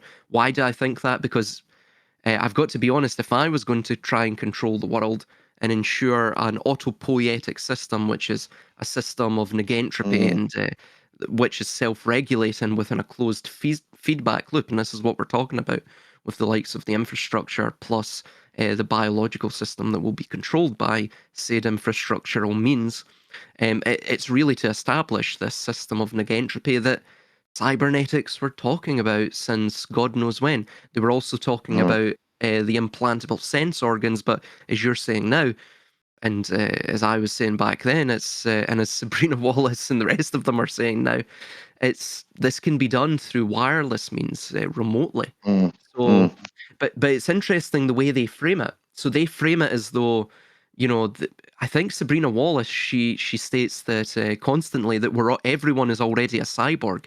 That's like one of her Yeah. catchphrases at this point, and like some sort of digital Brady Bunch, and of course that induces despair, right? But do you view that as their role in terms of demoralization? Is this more of the, as Yuri Bezmenov stated, of the KGB, their role in demoralization? Coming in. Um, yeah. Do you think that's what she is? Do you think she's a demoralization agent sent to convince us, right, that the battle for our biology is already lost? And furthermore, along with that, what solutions does she give at all? Does she give any solutions at Well, all the, to the this one thing insurmountable that she problem? seems to come up with quite a bit is, you know, she'll essentially say, like, you're essentially, they've lied to you about your metabolism, your body. They've lied to you. You are basically sort of a biomagnetic creature, you know, and they essentially humanity has been, the real nature of their body, their biology has been withheld from them. So her whole kind of spiel is that humanity should be told exactly how their body works with all these sort of you know magnetism and electrical kind of what's happening with the body in that sense, and it should be explained to them, and all of this technology should be used for the good of humanity rather than for the good of the few and the mega rich who can afford to be augmented, have their bodies augmented using this technology, etc. So she's coming at it from a sort of a Joan of Arc, I want to help everyone kind of thing, altruistic savior, sort of, how do you say it? Um, Yeah, it's the you know, savior complex, yeah, effectively. yeah, Yeah, yeah. What did they call it in the religious thing? She's restitutor orbis, restorer of the world. yeah. So Yeah. she's out to help us all, and let's be fair with this. This can help everyone. And why are you being so mean about this? And why are you Mm. keeping it under wraps? And why are you lying to everyone? Let's come out and say it. And then her other thing is that, like, yeah. So she's kind of presenting that she's a leader for the greater good of humanity. So that's the way She's she's kind a of John presenting herself. Connor, essentially, Yeah, of the yeah. 20. But what is she? What is she? So she's demanding honesty from the establishment, Well, which is what like, yeah, her other kind of side of the shtick is that all of this information is sort of in the public domain. So it's all in the white papers. There's a bunch of academic research, published research, which purports Mhm. to, illuminate the fact that all this She's right, yeah. technologies. She's absolutely correct, yeah. Yeah. So she's saying, she's trying to sort of, if you will, wake the people up, and she's trying to explain. She's made sort of more Mm.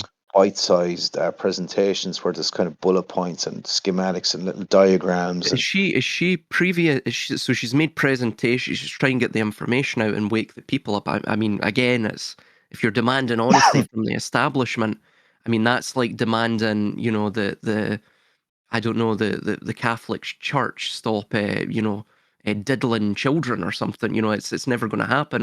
yeah. Or asking, if you're trying to wake the people up, it's like asking the sheep to, begin to protest the price of mutton. But so is she previous? So if I'm correct, she's previously worked on this technology, hence why. So she's a sort of E- whistleblower, Kind of like her background is, right? her family background are, how do I say it, well got in the intelligence services and military industrial complex. They have quote, like she'll say, my family have high level clearances, they've all high level Right. security clearances, and I've got, they're working in these various kind of government departments, military, uh, you know, In that she uses the present tense when discussing that. yes.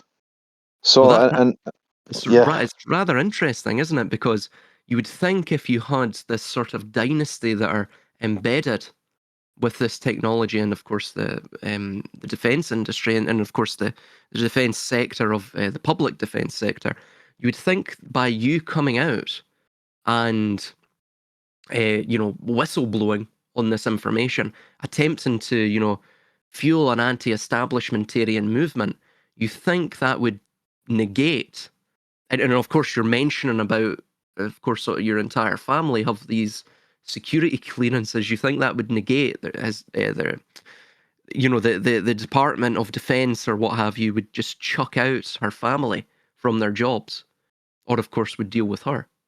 You know, would yeah, would that not be? I possibly, yeah. yeah. Do you see what I'm And saying? not, I do. And another kind of an angle on it is, and Yeah. again, this goes back to the earlier list of potential giveaways, is that there's a singular focus on the punch bag point that they have as part of their sort of character narrative. So she's singularly fixated on this technology. So all her content, all her spiel, all her sort of political sensibility, socio-political sensibility is all based around just this tech, nothing else. So every time you hear her speaking, it's about this and nothing else. Yes. So that in itself is sort of like, anyone who's listened to our conversations, for example, Yeah. will we waver, we could go anywhere from, the pyramids to the Oh occult yeah. Yeah. to, John D, Aleister Crowley to, to Yeah. the kill shot to God knows what, the power structure, And propaganda. So and like a lot of people mention as well in the comments, what a lot of people mention that, why don't you stick to like one topic? And we well talk this about is these things for our own edification. well, I suppose you see, we're talking about essentially Yeah. the world as is and experience as is in the Yeah. 20th century. So it's multi-complex, Hmm. and there's a lot of different angles on the thing. So I Yeah. think that's normal, natural human instinct of Absolutely. curiosity. It's not like you're just interested in one. So what I'm saying is, Mm.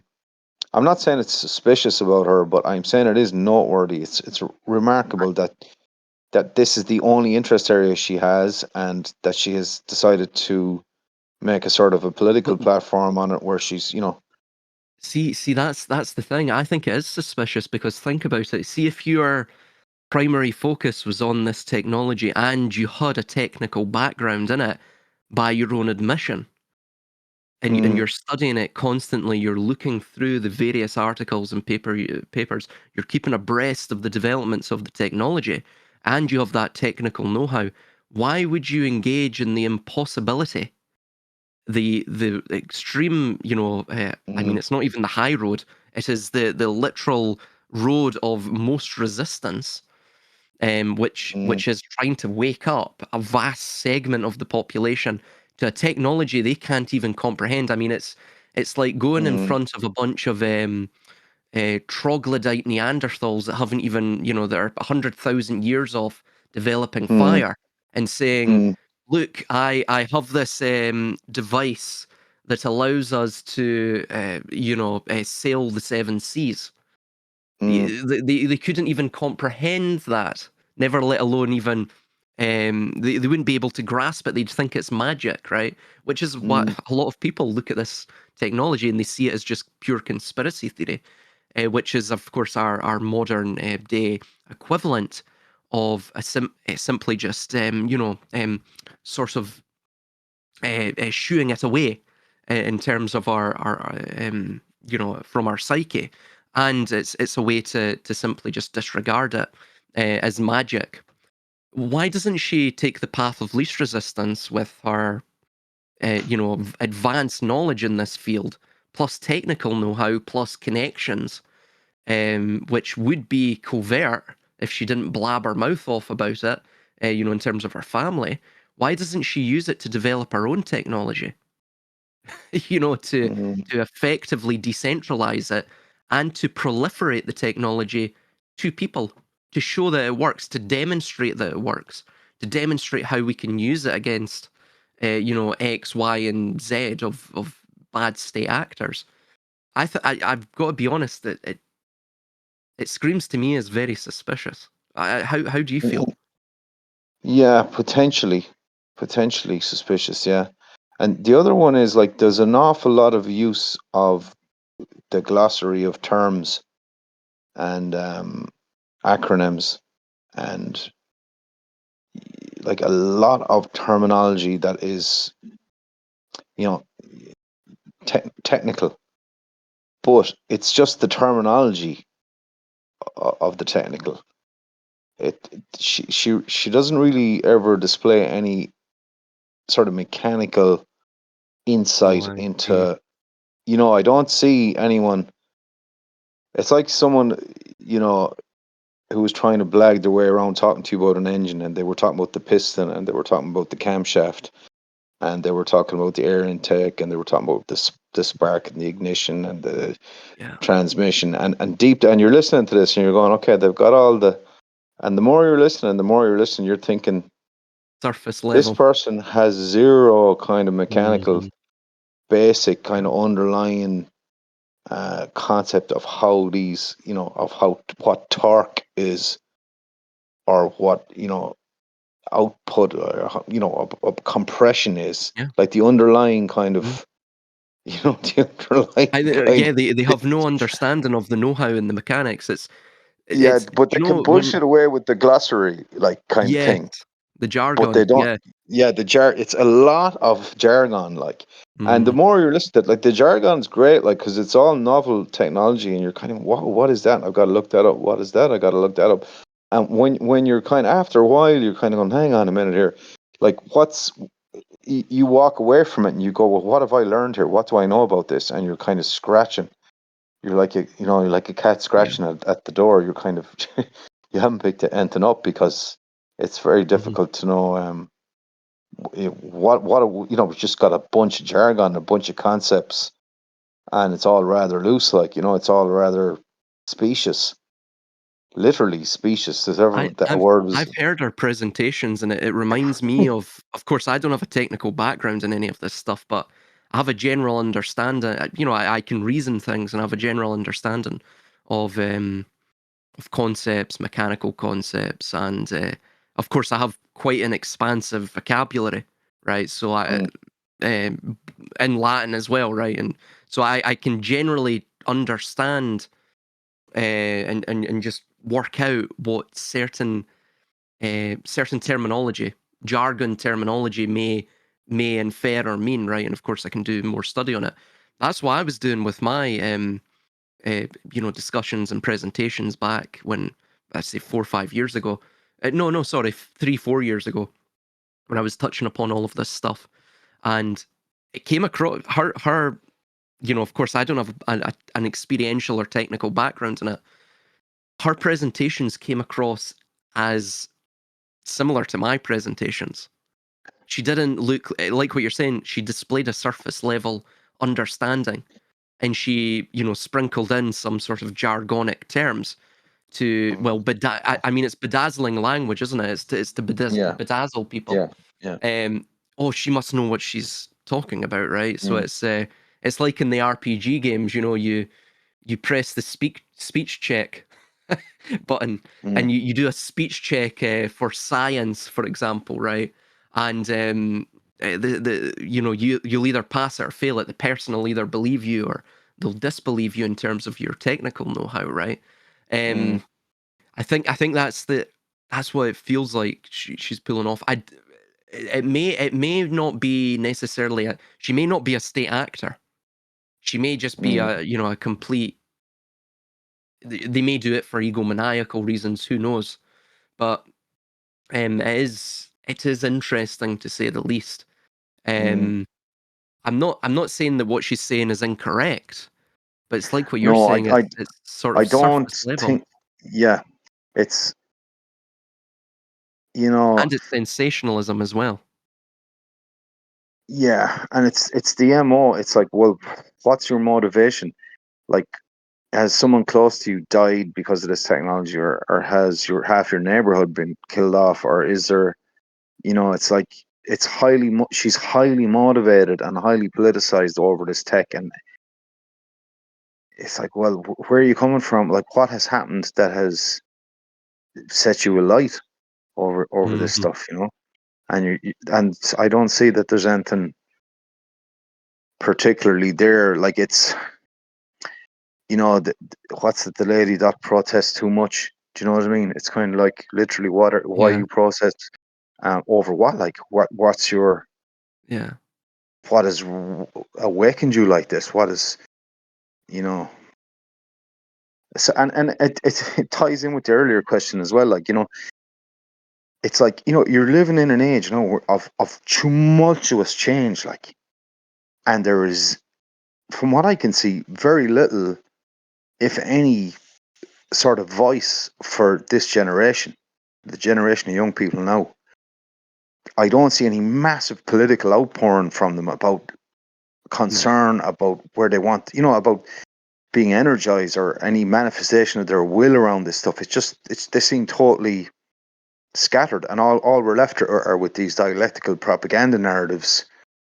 And you're like, well, where's the people? Is Mhm. it just you and me talking about this here? I mean, where's the? Well, There must I be. think that's the reason for these influencers. I think it's to fragment people, and as well a lot of the ideologies. So you have different flavors of even actually inside ideologies. So you have ideologies and ideologies. So a lot of this is just that, you have, like what you're saying, that what they're doing is trancheing up all the energy and turning it into this sort of self-referential loop. And well, this ties me into another question I was going to ask you, in fact. Mm, Uh, if it's almost like what you're saying, we're living in a glitched reality, right? And so if they are using the electromagnetic spectrum or some form of mm, psychotronic weaponry or photonic weaponry, right? mm, Biodigital weaponry to redesign what God created, so to say, right? mm, Or mm, the natural world as a mm, reversal. Does this explain the rise and sudden inexplicable neurological issues, neuroses throughout society, narcissism, the zombie-like behavior we see in major cities? Is this sort of a test run of remote neuromodulation, that of for example, TikTok? I mean, it's even in the name, the sort of the pendulum swing of a metronome to put someone into a hypnagogic state. What's your opinions upon that? well, I'll just throw out an answer to that. Like, and one answer on that is like basically they want us to think that everyone's thick. So even that is a narrative in itself that's been promoted, possibly. That the public are basically stupid and are in a stupor as well. Now, whether they actually are or not, may be a matter of degrees, but certainly it behooves the propagandists that we all accept that as a reality, carte blanche, and don't question it.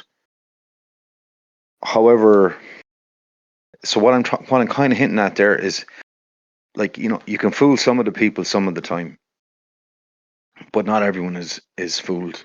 You know what I mean? So there's a whole bunch of people out that are turned on as such, switched on. They're kind of trying to figure out what's going on. But secondly, I do think that there's some sort of a psychological effect of um, being surrounded by the storm and people doing the ostrich thing, putting their heads in the sand and kind of shutting themselves out from it. Because, and a lot of that is human, because they need to get on with their day-to-day lives. They need to pay the bills. They need to get to work. They need to get home, cook dinner. They need to wash their clothes and go to bed and get up for work the next morning. Simple as that.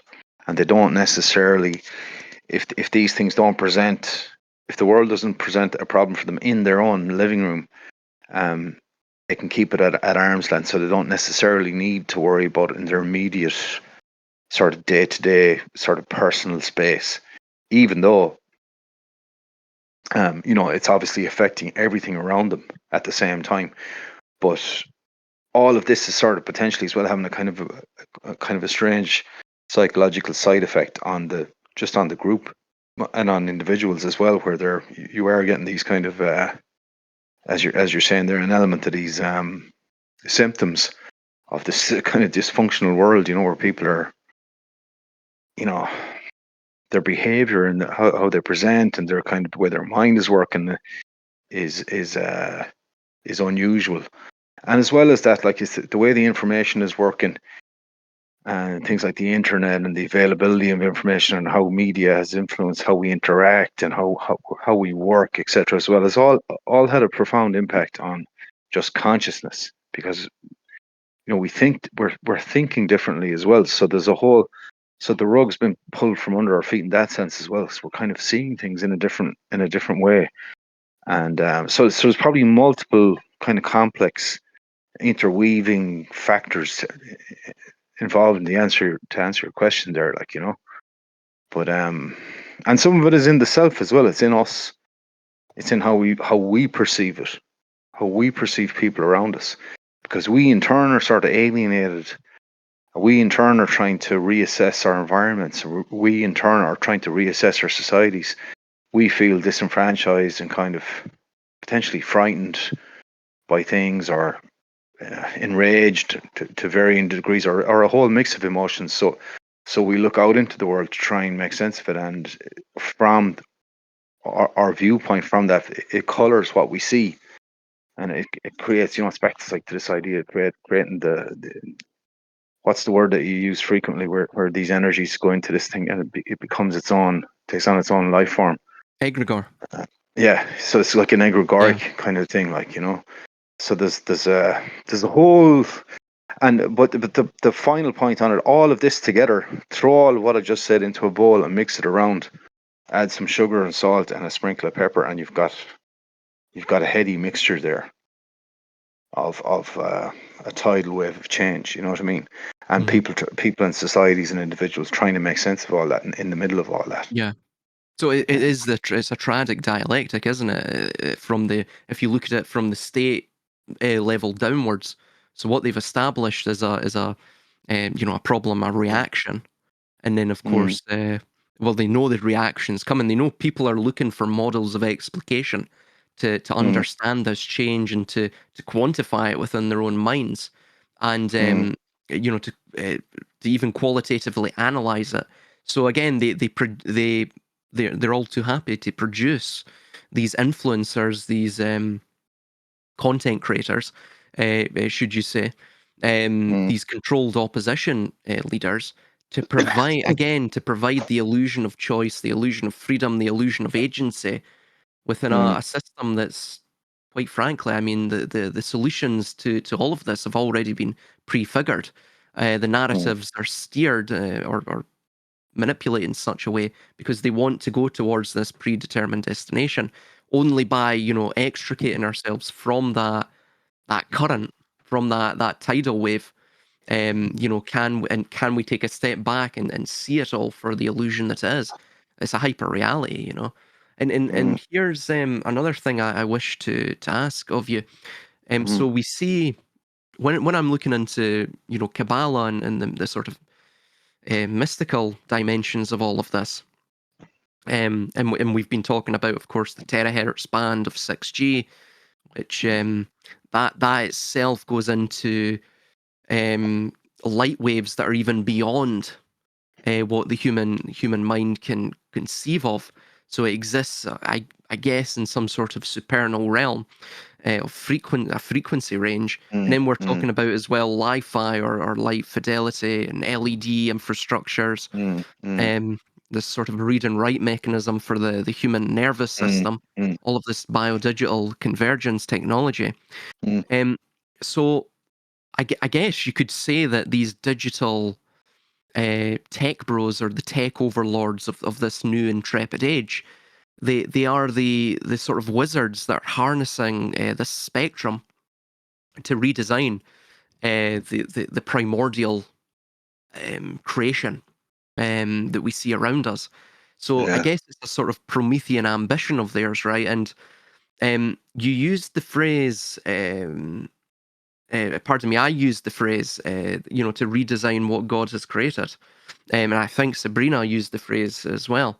Um, Mm. do do you view this? Do you view this technological push as merely a surveillance project, or do you view it as an alchemical undertaking? And moreover, as well, are they are they trying to sever the connection between the human soul and the creator, or the human soul and the spiritual or psycho-spiritual essence of us, the divine spark, whatever we want to describe it as, by effectively filling.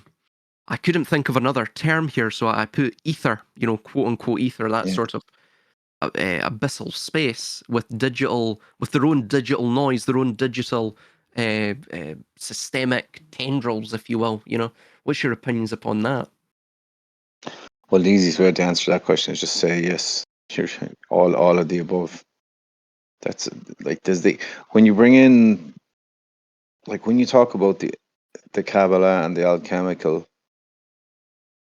like it has such an impact on the discussion because it's as if you take a sledgehammer and just smash it down on top of everything we've been speaking about for the last hour or however long we've been speaking, and it just goes into smithereens, like, and it into dust, and it just that dust goes up into the cosmos and up into the night sky, and there's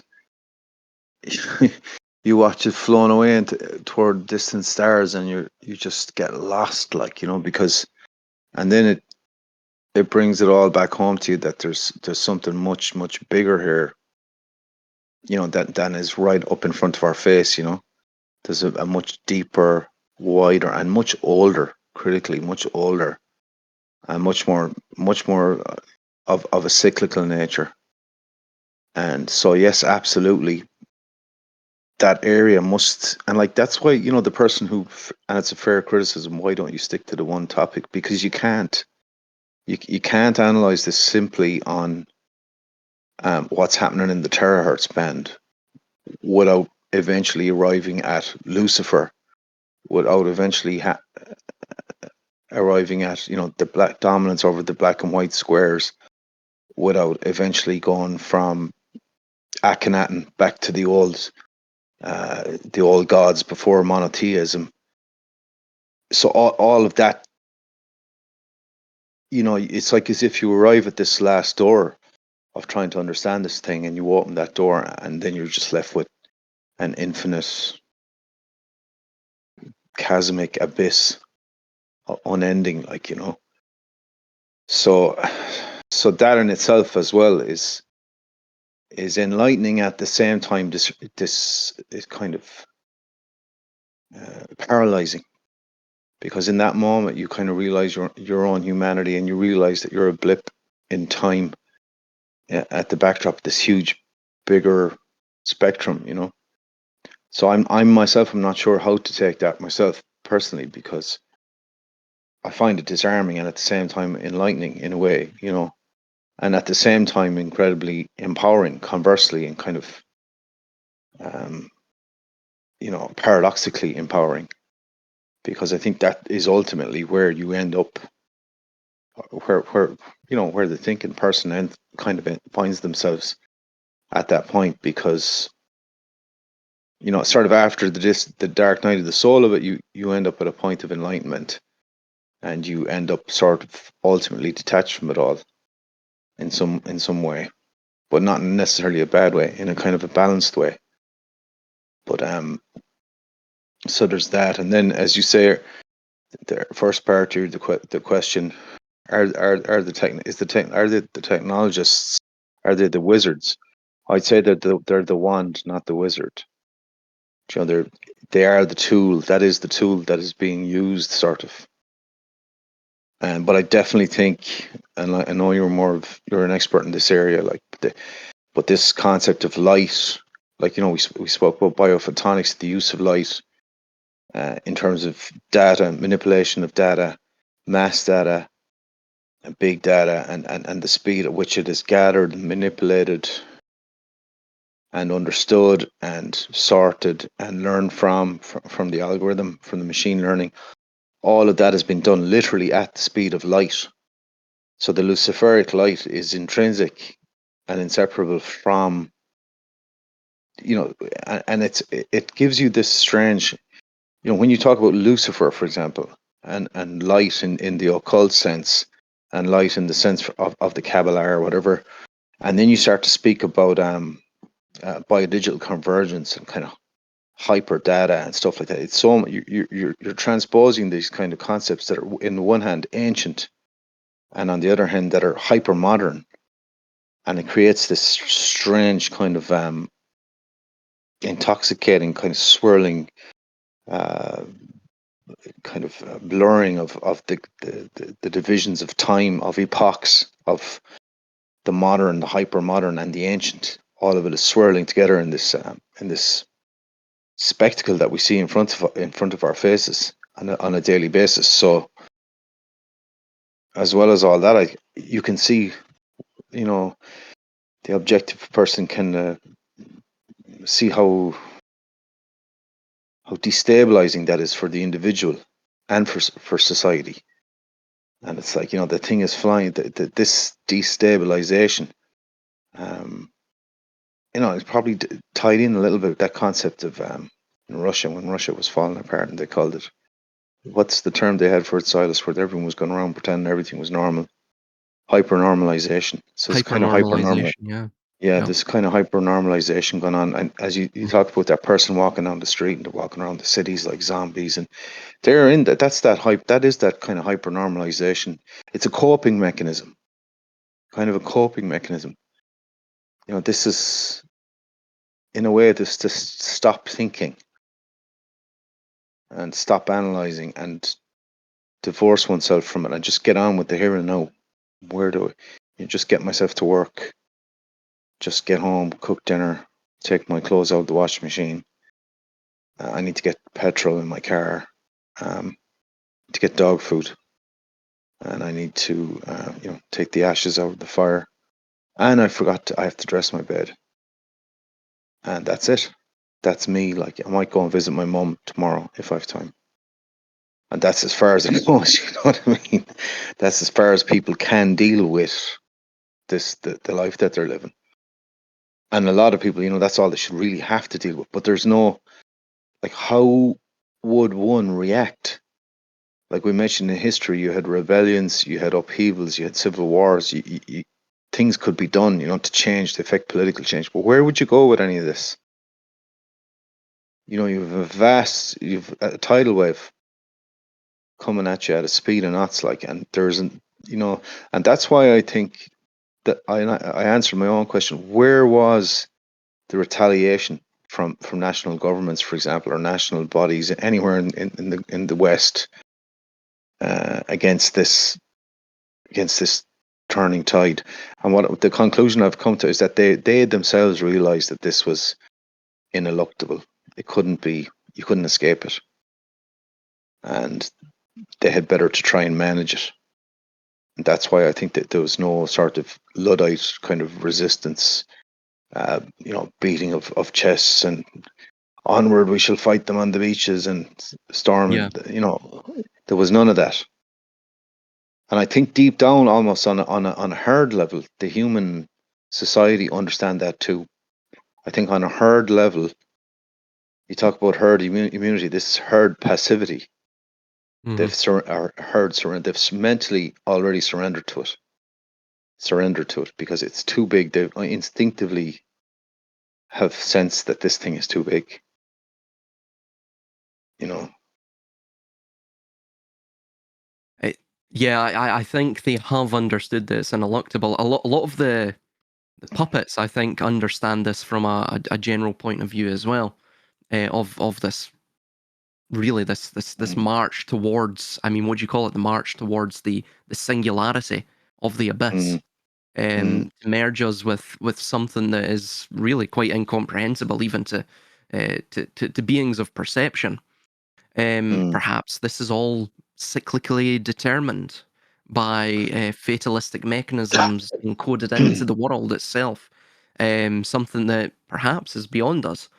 Um, mm, I think now at this juncture, I I honestly think a lot of people are just bound up in sort of imagined traditions, simulated mm, mythologies, mm, synthetic worldviews, and it's a lot of them are coping mechanisms. And I think the mm, only thing you can actually do that is organic and tangible, then and may pose a certain problem, of course, to the establishment and itself, provide you some form of uh, lifeboat or life jacket in this coming situation, is to build communities with people, with like-minded people.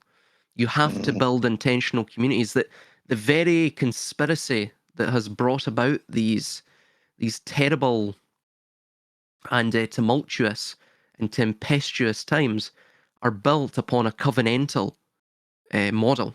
And this covenantal model is a form of volitional tribalism, which has at its core something that really is impregnable, and it's impervious to well, it's resilient. It's impervious to oxidation, if you will, right?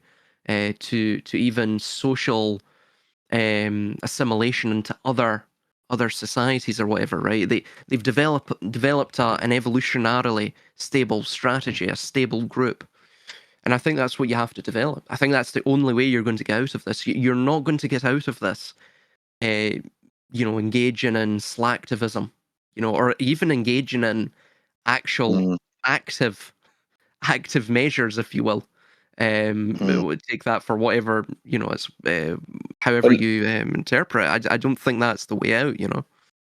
I agree with you, and again, there's a kind of an irony in it too, because I think again, for take the example of the Synergy channel, they refer to themselves as the Synergy community.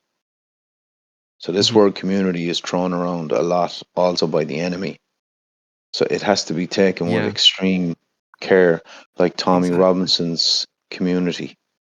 We're a Yeah. community now. We're Well, with it's Tommy. actually a hierarchy, isn't it? Yeah.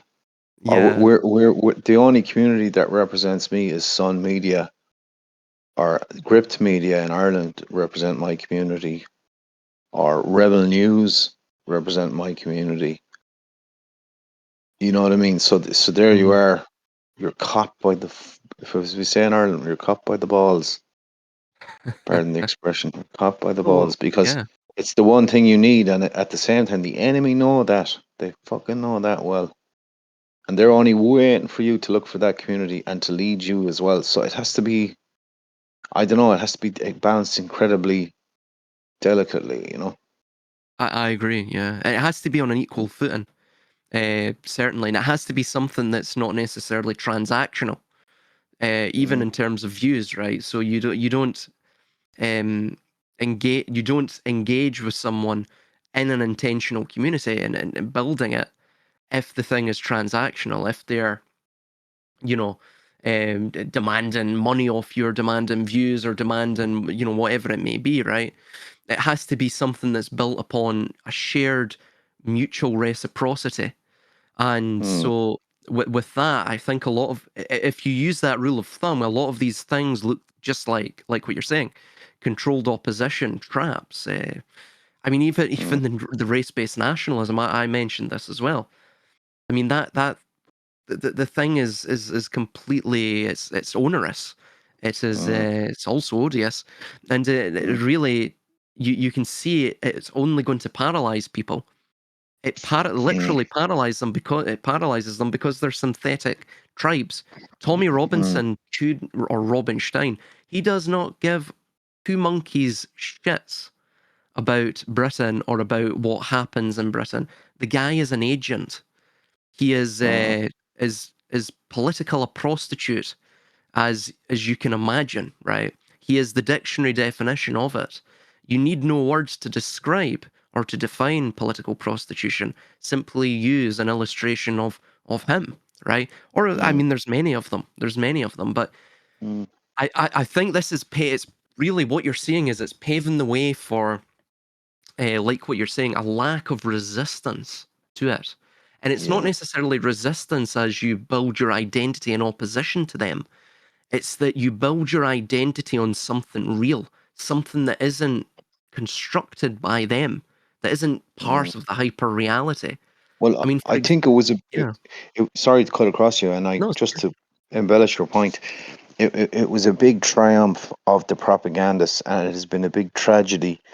The social tragedy is this loss of the political will of the people, and the confusion of will, and the loss of direction, and the feeling of incapacity on how to react, and the confusion, and as you say, kind of find people find themselves in these fake corridors, um, kind of hiding. But this loss of, well, how do we react? What even are we to react to?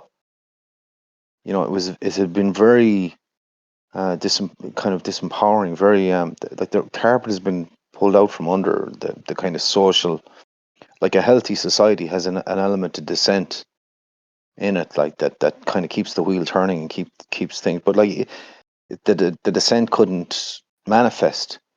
Like I don't see any sort of lifeblood in the youth, really, in the kind of the as much as that they're, how do you say it, that they're empowered to kind of move toward anything, or that they're against anything. It seems to be that they've conceded, and they're, if anything, they're either lost, or they're trying to acquiesce to this kind of society around them, or even the power structure, or these values. So it's like I feel they they don't know what to society doesn't know what to draw its sword against, and it doesn't even know how to draw a sword anymore. It's totally, um, it's just lost its power. It's dead in the water. It's like it's uncool. You know. Yeah, I also think that's this move towards, what you could call, really techno monarchism, right? They're even talking about this. You had the likes of, for example, that Yarvin.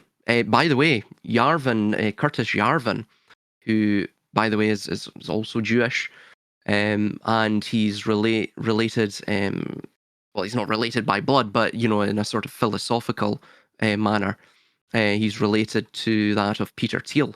I think he's an Hmm. advisor to Peter Thiel, or anyway, in the early 2000s, he started releasing under the pseudonym of Mencius Moldbug, a wonderful name.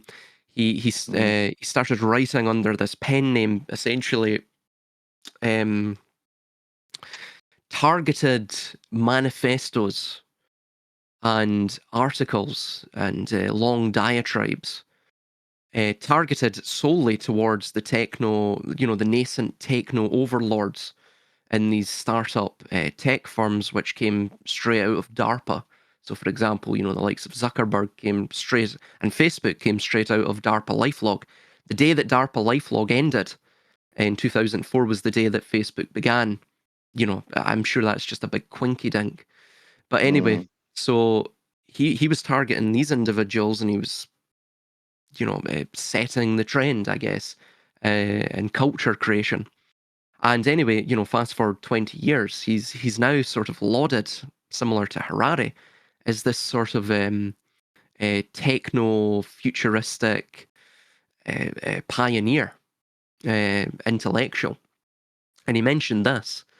He said, and again, this is all Kabbalistic. It's not just Kabbalistic, it's actually tied into sort of Schneerson's Chabad Lubavitcher Kabbalism. And within that, you have this notion that's stated within the Tanya. And the Tanya is this idea in Hebrew, it's this concept of, and it's this concept in Chabad Lubavitch of the sort of the founding maxims of their movement, right? I believe in Hebrew it means he who studies, or the studied principles, that sort of idea. And basically, it states in there that those of the Zedek, the righteous ones, those of the in-group, effectively, of this theological supremacist mystery religion or antinomial religion, their spirit is that of God, right? It's of God. However, everyone else's spirit who's not part of this minority in group is, of course, animalistic, right? So, of course, that raises some fundamental questions surrounding, well, are they completely misanthropic, and what is their eschatology about, right? And when you get to it, their eschatology is very, well, it's catastrophism, to say the least, right? They believe that the world has to be destroyed for them to recreate it and The repair it as God renewal. intended. Renewal, yeah. So they believe they have to repair what God effectively fucked up in Genesis, pardon my French. Um, Mm. and Yarvin states this: the trouble with biodiesel, so this is after he's mentioned how do we get rid of the useless class. One way he discusses is, well, the wards of the realm, we liquidize them, or liquidate them into biodiesel solutions, right? But he says the trouble with the biodiesel solution is that no one would want to live in a city whose public transportation was fueled, even just partly, by the distilled remains of its late underclass. However, it helps us describe the problem we are trying to solve. Our goal, in short, is our goal. It's not just his goal. Our goal, in short, is a humane alternative to genocide. That is, the ideal solution achieves the same result as mass murder, the removal of undesirable elements from society, but without any of the moral stigma. Perfection cannot be achieved on both these counts, but we can get closer than most might think. Now, again, just as I'm about to read the rest of this, and it's only another two paragraphs, um, two short paragraphs. Remember, he has the ear of Peter Thiel, of Palantir, so of Mm. Alex Karp, of all of the other Mossad agents, including Musk as well, Zuckerberg. Mm. The whole of this basically nascent tech overlord class of the Israeli. Well, Mm. they're affiliated with Israel. Mm. To put it that way. Um, so the best humane alternative to genocide I can think of is not to liquidate the wards of the state, either metaphorically or literally, but to virtualize them. A virtualized human is in permanent solitary confinement, waxed like a bee larva, into a cell with which is sealed except for emergencies. This also ties into Rosicrucianism and the older illustrations of Rosa, Dat Rosa Melapibus, or from the rose, the bees draw honey, right? So the idea is that effectively, the hive of these artificial constructions, societies, civilizations, ideologies, religions, kings themselves and all of the imagined status and authorities within society, they draw their sustaining sucra from that of the drones and from that of their attention, which itself is the attention of God, because we all carry that rose, that essence. of the primordial mm, potential within us. So this is what they feed on, like some sort of energy vampire, right? As a proxy. Anyway, he says this would drive him insane, except that the cell contains an immersive virtual reality interface which allows him to experience a rich, fulfilling life in a completely imaginary world. The virtual worlds of today are already exciting enough to distract many away from their real lives. They will only get better, nor is productive employment precluded in this scenario. For example, wards can perform manual labour through telepresence as members of society. However, they might as well not exist. And because cells are sealed and needs no guards, virtualization should be much cheaper than present day imprisonment. I like virtualization because it can be made to scale. I don't think there is any scenario under which San Francisco is burdened with more than a few thousand wards. Many other regions of the Earth, however, contain large numbers of human beings whose existence may well prove an unequivocal liability to the owners of any ground on which they would reside. If so, they can be virtualized, creating giant human Wachowski honeycombs of former Bezonians whose shanty towns can be cleared and redeveloped as villas for retired oil company executives. This is what they're, of course, doing in Gaza with the whole IMEC corridor mm, and Ben Gurion Canal. And he states this lastly: of course, virtualization is a drastic alternative and itself unlikely to happen. Charity is just too popular these days. Before anyone becomes a ward of the realm, any person or organization is free to adopt him as a dependent as a matter of mutual agreement. His new guardian is responsible, for his actions and be free to tell him what to do. The ideal relationship for any attempt at rehabilitation. It's basically what the Salvation Army does now, I believe. If all else fails, there's always the honeycomb. So mm, that's the type of people that is they are at the heart of the intellectual um the intellectual class that are viewed and idolized by, it would appear, again, from what we can see looking up at the pyramid scheme of society. They're idolized by the rich, right? They're idolized by the people who supposedly wield power. Of course, they mhm, themselves are probably just, well, they're all of the same sort of ilk. They're all of this sort of theological supremacist group. I mean, I won't name them, but uh, you know, are they similar to Sabrina Wallace, but only for the rich, for only the elite, for only the middle management group of this nascent world order, right?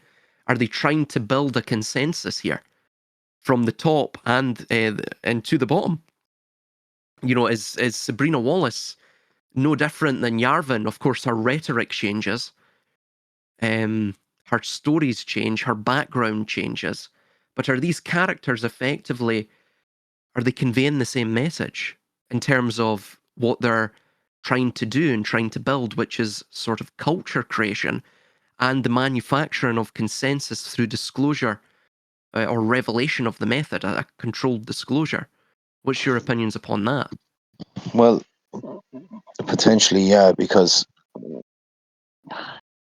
like what you have now, you have seismic change, you have great change in a period now of huge change, like the technology, this biodigital stuff, all of it it causes society to go into a great tumult. And the problem from the power structure's point of view is to manage all this essentially and to maintain their own supremacy. So that's a critical issue for them. Um, it's like the ambition is once the great work, if you will, is essentially the maintenance of their position through this time and to usher this time through and to usher mankind into the new era, the renewal, and to maintain their position. So all of these narratives, all of these people that we're talking about, essentially have a role to play, and actually very very minor role in the greater scheme of things, minuscule role, but a role nonetheless. because they try and cover all their bases. So that's potentially, you know, how I see it. Because I think they are worried about. I think they're worried about change having an adverse effect in their position. You know, I and agree. It's all about predictability, isn't it? Yeah. yeah, Well, yeah. well, man, that was an absolutely fascinating discussion, and I really thank you for your time. And Thank you know, you indeed. we're going to leave it there for today, folks. But Great stuff. we have just scratched the surface, in truth, of the labyrinth, and you know what Zeal has laid out before us is, I think, a sort of sobering cartography of the modern battlefield, and you know, we're not just fighting. I guess, needles and mandates and political theatre. You're also seeing a sort of Trojan horse also closing in as well, and the walls themselves are being rewired with light and frequency. So it's many things to ponder and to think about, but with information comes a great sort of emancipation, I think. And you know, many thanks to you, Zeal.